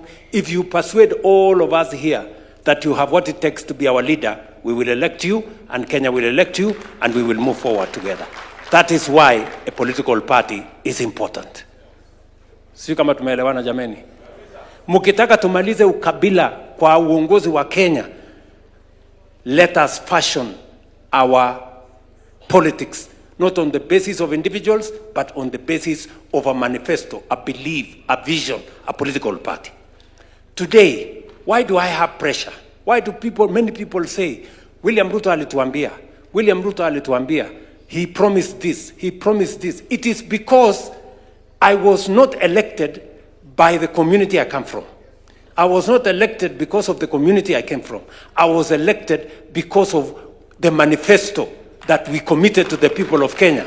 And that is why they rightly are telling us, you told us this, we want to see it done. That is what politics should be like. Because if I was elected on the basis of the community I come from, as long as I belong to that community, I don't have to do anything. Ama? Yes. But because I was elected on the basis of a manifesto, a program, that's why many people apply pressure on us. And that is why we have worked very hard, by the way. We don't sleep. Because we have a target to meet. And we have a commitment to discharge to the people of Kenya. That is why I want to ask you, friends, we must go back. Elections are very expensive. But we have undertaken that we are going to repeat as many areas as possible. In fact, I think we are repeating almost 60% of the... How much? 80. Almost 80%. 80% will be repeated. We spend, just for your information, so that you know we are serious, we spent close to 120 million in the last election. We are ready to spend more money because the party is important. The party is important. Another friend of mine who is a member of parliament, I asked them, why didn't you, I didn't see you participating in the election. He said, hiyo hakuna haja ya hiyo mambo. Sasa mtajua iko haja. Sasa mtajua iko haja. Kwa sababu, I am also going to meet aspirants next week. Kwa sababu, mimi sitaki watu watakuja kwa hii chama mwisho wakuje, they have not contributed anything to the party, alafu wakuje waseme wanataka tikiti ya chama. Yule mtu yote anataka kuwa aspirant, akuje saa hii, tujenge chama pamoja. Sindio? Tujenge chama pamoja. Pia na wao wakuje wa contribute kwa hii chama. Ndio wakati next year tunaongea nani atakupata tikiti gani kupitia kwa delegates na wale wengine na kupitia kwa wananchi, kila mtu awe Kuna viongozi hapa walikuja UDA last minute, 1 month, mwisho. Sindio? Hawa contribute chochote, wamekuja wakabeba tikiti ya chama, wakahama wakabeba viti. Hapana, sasa kila mtu achangie before. Ndio nimesema waacha tuite wale wanasema mabema ndio best. Kila mtu akuje hapa tujenge chama pamoja. Sijui kama tunaelewana. Si ndio? Si tuendelee namna hiyo? Ama mnataka watu wakuje hapa mwisho wachukue? Si hata wanao wakuje wachangie. Hakuna kudandia. So kila mtu akuje hapa tushirikiane, tujenge hii chama tukiwa pamoja. Ama mnasemaje jameni? Secondly, that is on political parties. Secondly, as you are aware, we have also, as we talk today, we have a broad-based government arrangement. Si ni kweli? Tulikuwa na matatizo, makelele, fujo, maandamano. Tukasema, in every challenge, there is a silver lining. And there is an opportunity if you look carefully. So in that challenge that we were undergoing, instead of focusing on the challenge, we decided to create an opportunity out of it. Today we have a broad-based government with our friends, the ODM party, and we have agreed that this broad-based has worked. Has it worked or has it not? Ule Mbadi si anaeleza maneno ya bottom up kuliko wengine wetu hapa? Ama? He's done a good job, right? And all the other members of ODM who have worked with us in government. And it is said, if it is working, don't fix it. Sindio? So what we have agreed with the leadership of ODM, that let us explore the option and the opportunity of having a coalition going into the next election. And it is because we want to broaden our base. Listen to me, guys. This election in Akuja, we want to win by a margin of between 2 and 3 million. Mnanisikia? Wacha nirudie. This election, the last election, we won by a margin of 200,000. 200,000. This election, we must win by a margin of 2 to 3 million. Ndio tuunganishe Kenya, tutembee pamoja. And I am very clear in my mind, there is a reason, there is justification for us to consolidate the country into one. Listen to me. The position where I sit, there is enough for every Kenyan. One does not need to miss for the other one to get. There is an opportunity for all of us to fit in one government. And therefore, I have no doubt in my mind that we have what it takes, not just to win the next election, but to win it resoundingly so that we can drive our transformation agenda into the future. And not just into the future, into the next generation. Listen, we have a good scorecard. True or not true? We have a good scorecard. The professor here has explained to us. We have a very good scorecard. Number two, we have a good plan of transforming Kenya, from generating energy, modernizing our agriculture, and expanding our infrastructure. We have a good plan. We need a political strategy to win the next election and to consolidate the gains we are making in our scorecard and to be able to implement our plan going into the future. And that is why elections in our party, to consolidate our party, is important, and a coalition with ODM will now underwrite our transformation going into the future. It is the reason we have asked you guys to come here, so that you can agree with us that we go back and do elections properly. Sindio? And do elections properly.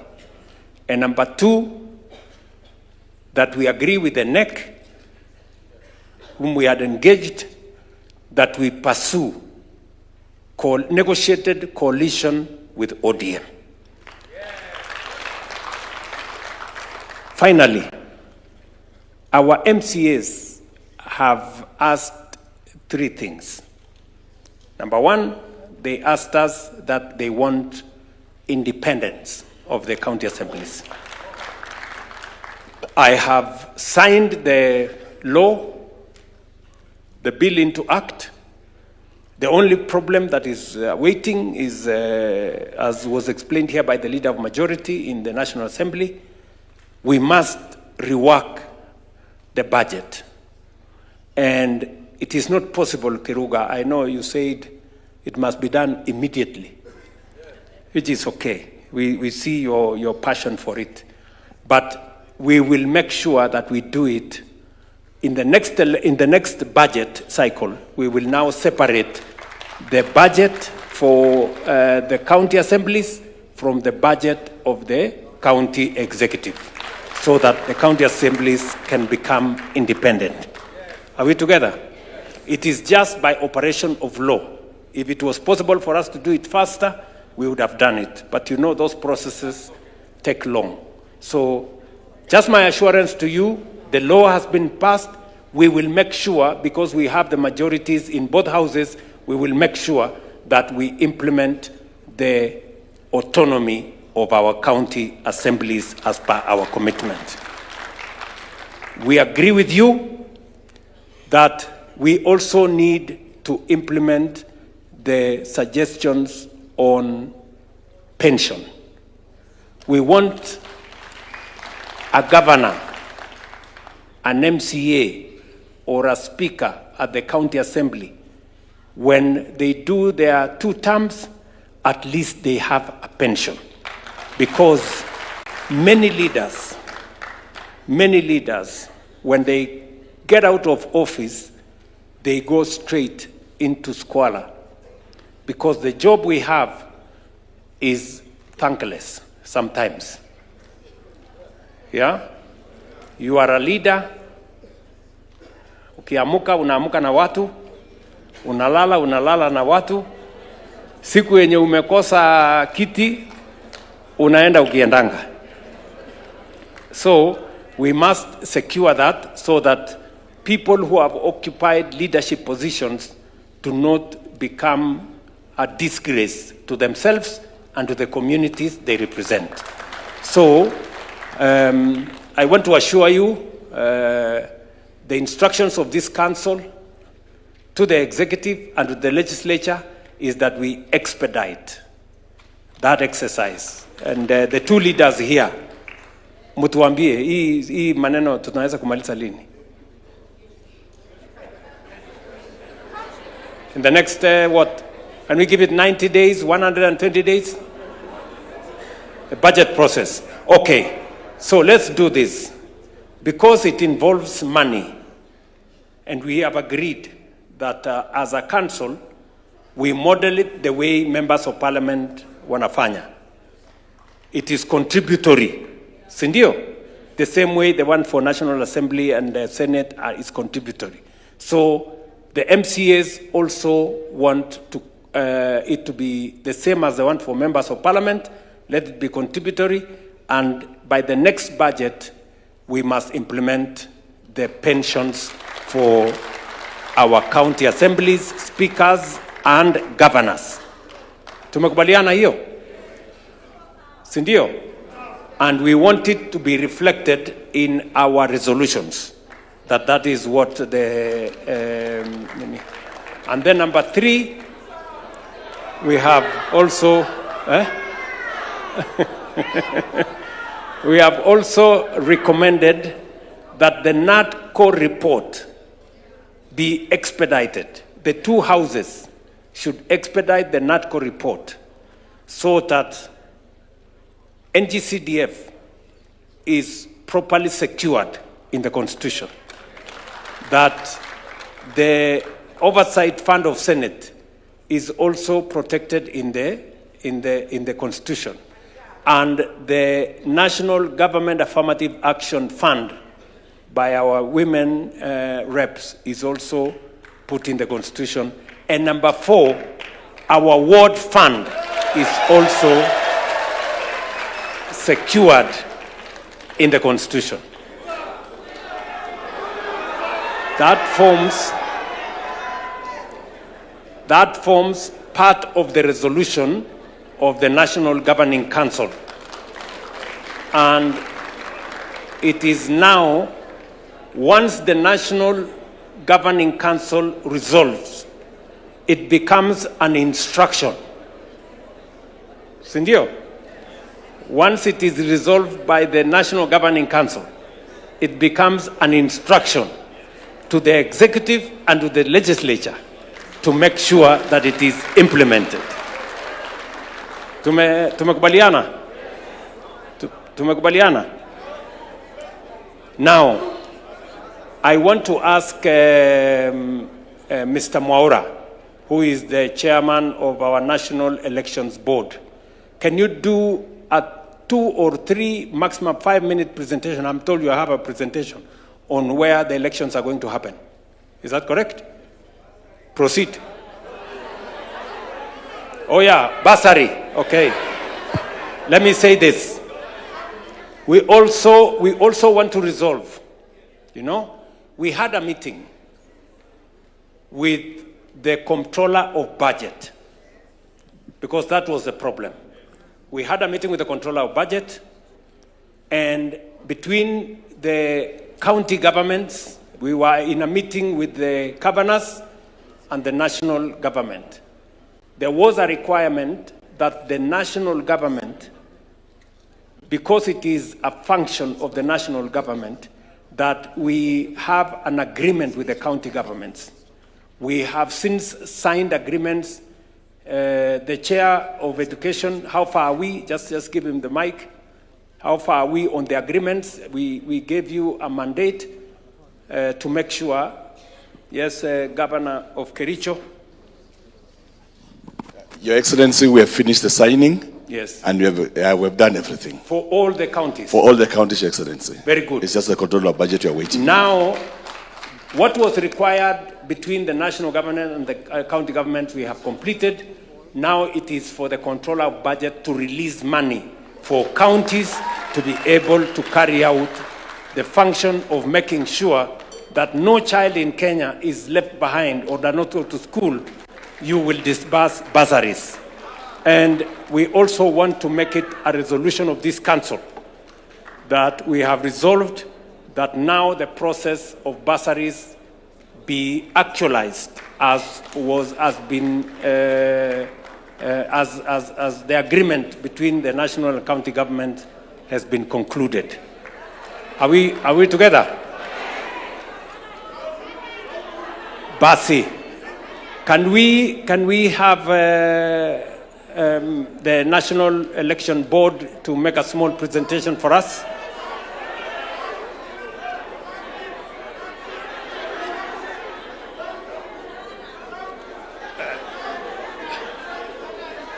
Ngoja kidogo. Let us just listen to this, and then if there is any other matter, we will. Can somebody write for me what is being said there? And later. Thanks so much, Your Excellency, our party leader, the deputy party leader, PCS, party leader. I tend to believe that anybody, kila mtu ambaye alikuja amepatiwa hii kitabu UDA Grassroots Election Guide. Hakuna mtu hana hiyo kitabu. Na uchaguzi vile party leader amesema tutarudia almost 85% of our polling station, na tutarudia uchaguzi whereby there was no competition, whereby not more than 50 people voted, and whereby anybody was unopposed, and where no election was conducted. That will be 85% of the polling station. And in the first 20 counties, the counties which we did on 10th, tutarudia tarehe 7 March, na the other 22 counties tulikuwa tumefanya mbele, tutarudia tarehe 28 March. Ward election za hizo county 20 tutazifanya April 27th na hizo zingine 22 tutafanya May 12. Tuko na presentation kidogo which is supposed to be in the screen. Thank you very much, Chair, and Your Excellency, all protocols observed. We invite you to grab the UDA grassroots election guide. The brief has already been presented, so in the interest of time, we will just go briefly through the presentation, but we invite you to the National Elections Board desk at the back in case you would like to see a demonstration of how the voting process will be for the polling center and for the ward. So we invite you also, in case you need a template that has the number of polling centers where we will be repeating elections in your constituency or in your ward, kindly stop by at our desk and collect the template that we will send you via WhatsApp so that you can process that. So we will invite you through a short brief of the election voting process. And in case you have any questions, because we won't have time to do that here, see us at our desk and we will be able to assist you accordingly. So thank you. I will invite Shege. How are you? I'll take you through shortly what our party leader, Your Excellency, instructed us to do. We were to elect 20 officials per polling center, which we have given them acronym 1 up to 4. There is only one position that requires one person, and this is the SIG.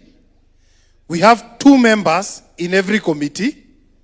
There will be 3 people in 3 different sectors. There will be the position for religious, 3 of them. There will be another position for farmers, 3 representatives. Another 3 positions for the professionals. There are only 2 positions that require 4 people. That is the MSME and the youth. So a total of 1 plus 2 plus 3 plus 3 plus 3 again plus 4 gives you 20. And I want to acknowledge what the President said, that we are having 581,000 officials. There will be 545 at the polling center level, 29,000 at the ward level, 5,800 at the constituency level, 940 at the county level. A total of that will give you 541,280. So that is the structure that gives us what we are having right now. From there, we'll also have the ward election, 20 officials. There will be 13 ballots that the chair said we are doing that election on from 27th to around 15th May. We'll ask our members to read that booklet because it will give you what we intend to do. Then lastly, I want to ask our NGC members to take note of a change that has happened. Ballot papers, we used to elect people using ballot papers. Na ndio maana wakati ulienda Embu, watu walikuwa wanaambiwa mudhende, wa mudhende, wa mudhende, wa mudhende, wa mudhende, wa mudhende, wa mudhende, gita. Rather than us spending the whole night counting, we are giving Kenya a solution that we can implement. Thank you, Your Excellency, for trusting our party to lead the next level of a change in our election setup, where we are telling you we can do an election and in the next 1 hour, everybody will have to know who they elected. Are we together? So these are the positions that we'll have for the ward.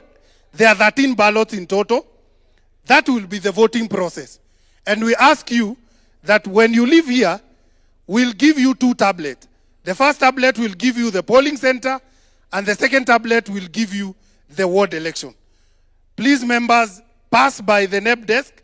You'll be able to see that process. Thank you again. I want to stop there and give it back to the chair. Asanteni. Sasa Jimmy, utupatie program haraka haraka. Members, I will take you through the election timelines We have the timelines for phase 3. When you're talking about the phase 3, we are talking about the elections that were done on the 10th of January. Now, the registration process started on the 21st. We're already 5 days into that process of registration, which we hope that it will close on the 22nd of February. The deadline will be 21st of February, midnight. Members, I want to take a minute to speak into the importance of registration. You would realize that in the just concluded elections, we had issues because some of us submitted aspirants list at a time when we had already completed the preparation of the gadgets. Unlike the ballot paper, the digital process has a sequence. So the preparation of these gadgets actually commences when the deadline of registration takes place. On the 22nd of February and 23rd, the applicants or the aspirants will be given an opportunity to verify their details. On the 25th of February, NEB will undertake to publish the contests of the persons who are contesting and the polling centers. You realize that in the just concluded election, we were not able to do this part, which is very critical, but we want to assure you, if we're able to keep up with the timelines, this time on the 25th of February, we guarantee you that we'll be able to publish a list so that every aspirant will be able to know who they are competing against and where the election is going to be conducted. On the Saturday of March, that is election day, we've said that the elections will open on the 8th at 8 a.m., and will close at 5 p.m. However, should there be a line that is still waiting to vote, NEB will always give time for that to proceed. The second phase is the second phase of election of the 22 counties which were previously held, and the names are there on the table. The deadline for the registration as well has been set to be 21st of February. Again, we insist that kindly let's have everybody register by that time so that then it will allow the process to proceed efficiently. On the 12th of March, the 13th of March, we will take the time to ensure that every aspirant has been given the opportunity to verify their details. On the 18th of March, again, NEB will proceed to publish the names of the contestants and, of course, the person on the website. On the 18th of March, publication of polling centers will be done so that every person will be able to know where they are going to conduct the election. On the Saturday, the 28th of March, will be the D-Day, and we shall open our polls at around 8 and close at 5 p.m. As His Excellency has said, at the ward level elections, every person who is competing for a position there will be given an opportunity on that same day to campaign. We shall register on the same date, and the elections will be conducted on the same date. So just like it has been explained earlier on, you will be given an opportunity to give your vision for the party and the vision of the government, and then whoever is going to be there will have the opportunity to vote for you. Now, for the ward election, we have a phase 1 and a phase 2. Now, for the first 20 counties, the election dates will start on the 27th of April, and we shall conclude on the 30th of April. All these counties are contained in the handbook which we have given. Then we have the second phase. The second phase is for the 22 counties which have been highlighted earlier. The elections will start on the 11th, and we shall conclude on the 15th of May. Thank you very much. Thanks so much. Na kila mtu ameona, and when you go mkienda mashinani sasa, endeni mtangazia watu, and you participate in the election, and I can guarantee you the elections according to the party leader ametuamurisha, it must be free, fair, credible, na hana preference candidate. Hata yeye mwenyewe hana preference candidate, na ndio mliona alienda hata yeye kuchagua na achague candidate wake, na hiyo candidate wake hakuna mtu alijua candidate wake ni wapi, labda hata aliagushwa candidate wake. So everybody is allowed to participate, and there is no preferred candidate to anybody from polling station mpaka mwisho. And that is why you find that hata ile mkutano tuko nao na next week on 4th ya aspirants, we have told all the aspirants, hata ukiwa unataka kiti ya president lipa 1,100, ukitaka ya governor lipa 10,000, ukitaka ya senator na women rep na MP 5,000, ukitaka MCA 2,500. So all the seats are open for everybody. Thanks so much. God bless you. Jani masses, na wacha tushiriki uchaguzi on 7th March and 28th March. Thank you so much, Your Excellency. Tuwapige makofi hawa watu wetu wa National Election Board. Details Most of these details, by the way, friends, most of the details are actually on our portal. Ukienda hapo kwa UDA portal, you will get all those details. Na hata hii presentation ya scorecard yetu, it is available on our portal. For every member of UDA, you can go to the portal and know what your government has done on health, on education, on economy, on every other aspect that we have talked to here.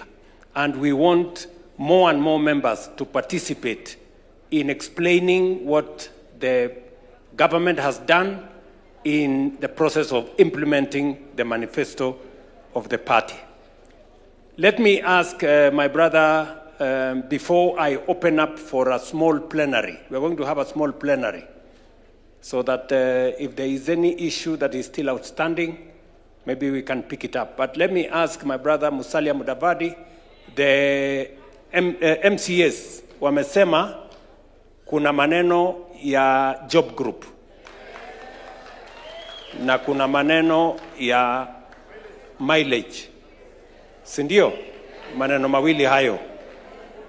And because Prime Cabinet Secretary represents most of the things, the connection between the political class and the legislature, most of those things are concerning those two.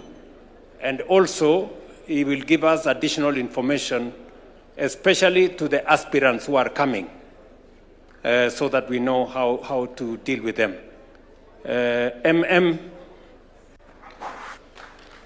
Wana earthquake.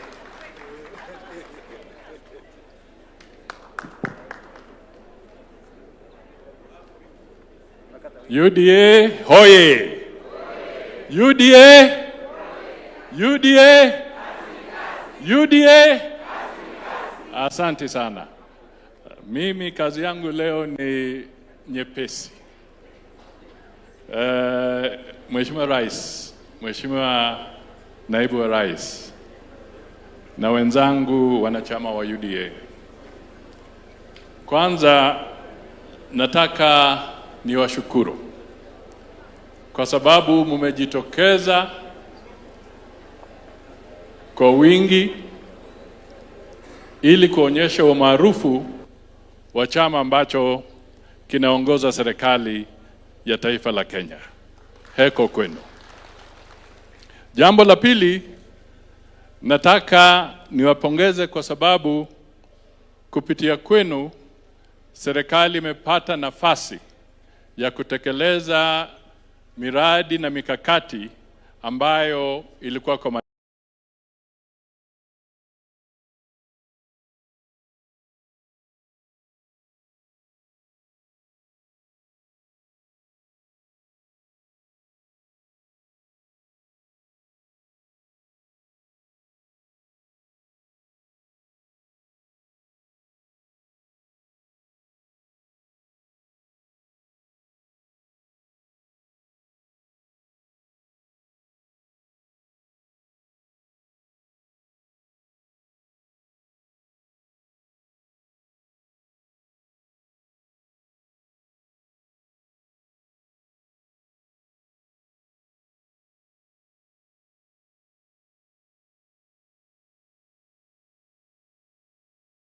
manifesto yetu, na sasa tunataka tuelekee kwa kiwango cha pili, forum ambayo itakuwa tarehe 4 mwezi ujao, 4th of February.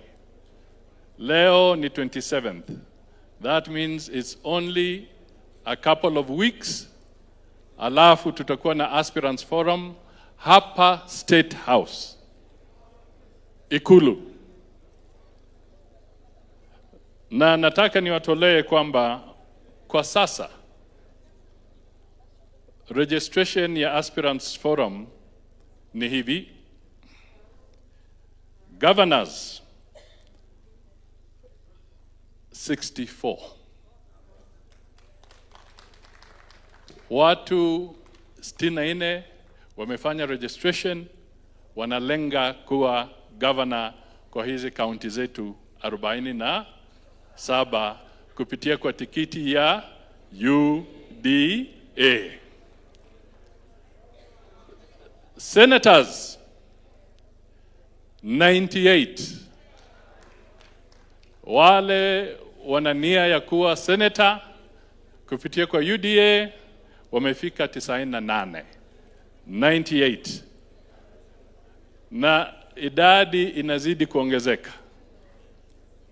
Women rep wale wameandikisha ni 138. Wamama wamewaka. 138 wale wanataka kuwa women rep katika taifa letu. Members of the National Assembly, yani members of parliament, wamejiandikisha 640. 640. Kwa hivyo kama wewe ulikuwa nafikiri unaenda bila kupingwa, mambo imebadilika.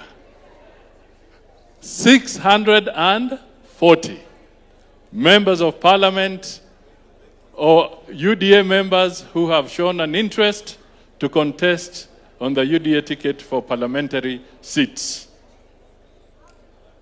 640 MPs.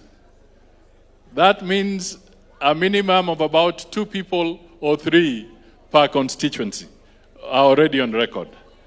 Sasa MCAs.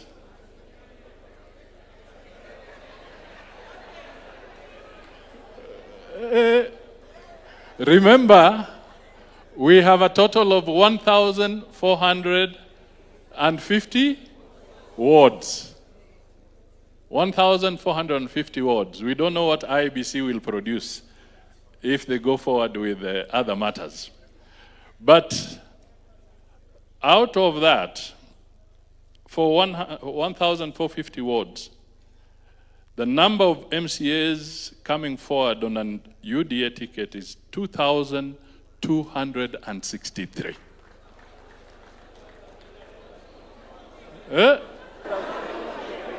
Nirudie? Yes. Sorry. 2,863. All right? 2,863 are targeting to be MCAs in all our counties. And the number is still rising. Okay?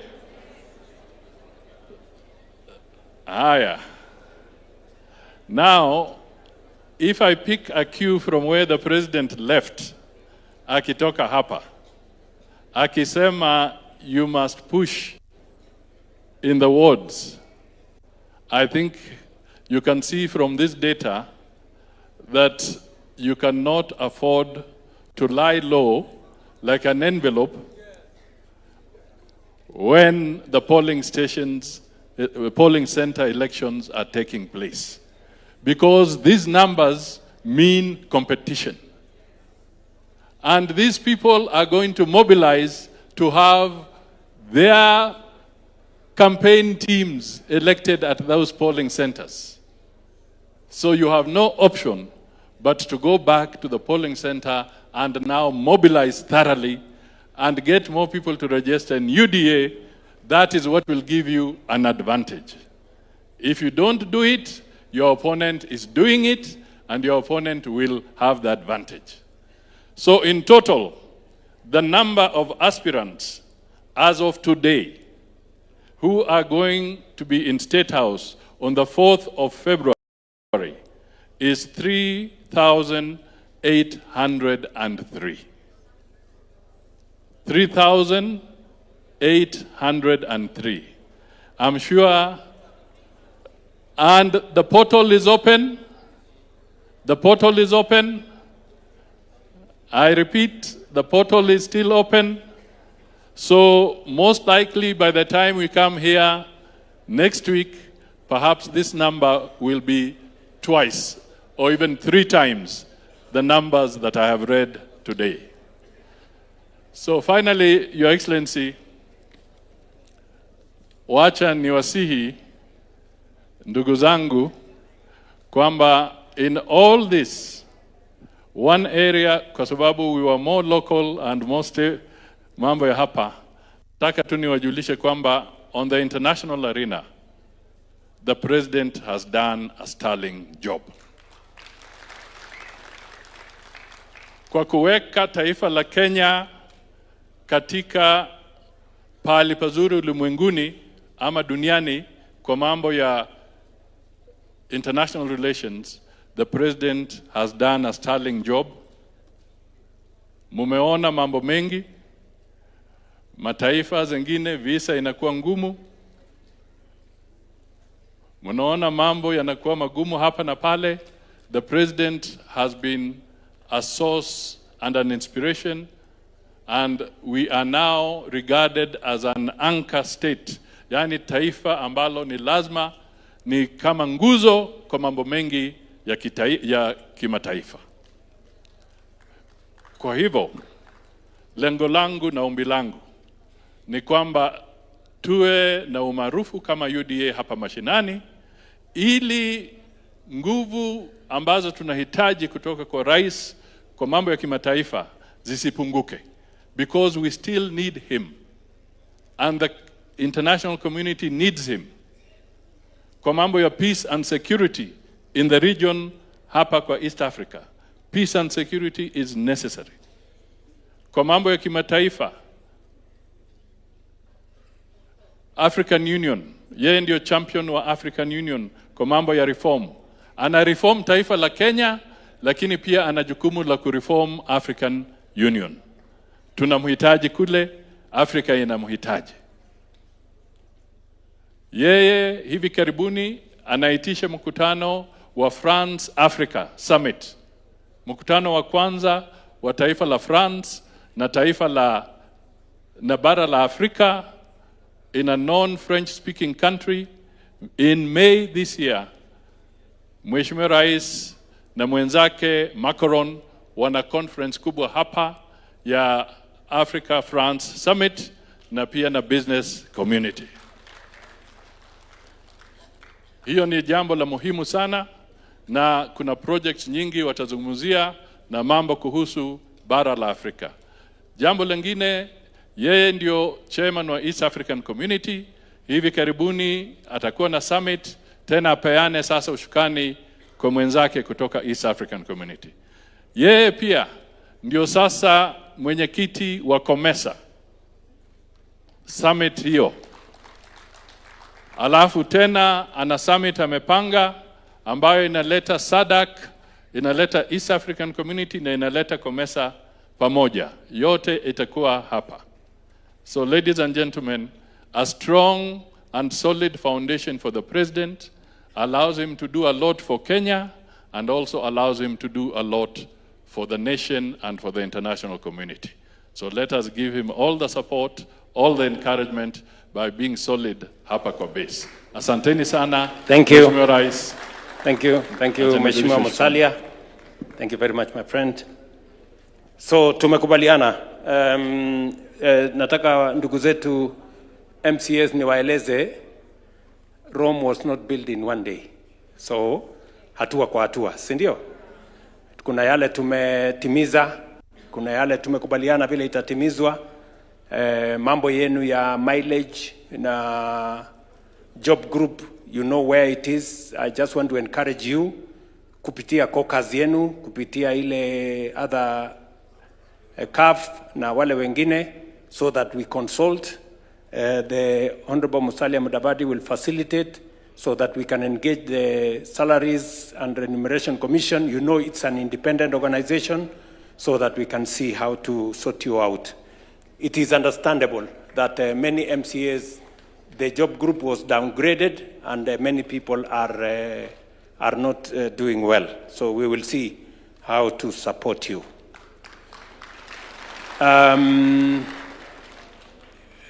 Vile Mheshimiwa Musalia amesema, we are very proud of where Kenya is today.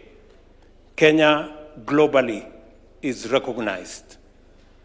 You know, Kenya became a country that was invited to a state visit in Washington after 18 years of no African country going to Washington.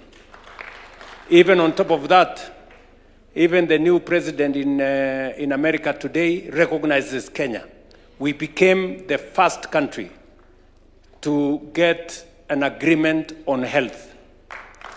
And today we have $1.6 billion over the next 5 years. $1.6 billion, not loan, but grant for matters of health in Kenya. We have the largest allocation, more than any other country in the African continent, and we are the first to be able to get that money. Nyie mnanielewa? Yes, kumaanisha tunaelewa what we are doing. And we continue to build networks for our country to make sure that we succeed as a nation. In our midst, let me say that we have 164 senators and members of parliament in our midst. Tuwapigie makofi. In our midst, we have 910 MCAs. Tuwapigie makofi. We have been joined by, of course, those who are UDA are 811. We have been joined by another 100 MCAs from all our other affiliate parties, and we are all moving in the same direction. We have 18 governors who are here with us, and 14 deputy governors, and we are a big team here. So I think I'm going to provide space. If there is, maybe we're going to do a plenary kidogo, just to listen to a few interventions here. We will get 2 members of the Governor's Caucus, 2 members of the Senator's Caucus, 2 members of the Speaker's Caucus, and 2 members of the MCA Caucus. Sindio? Not necessarily officials, just so that, and 2 members from members of parliament. Can we start from this side? Let us, on behalf of members of parliament, Mungatana, can you speak there? And then we will get another member of parliament, a lady, this time from this side, Mary Emase.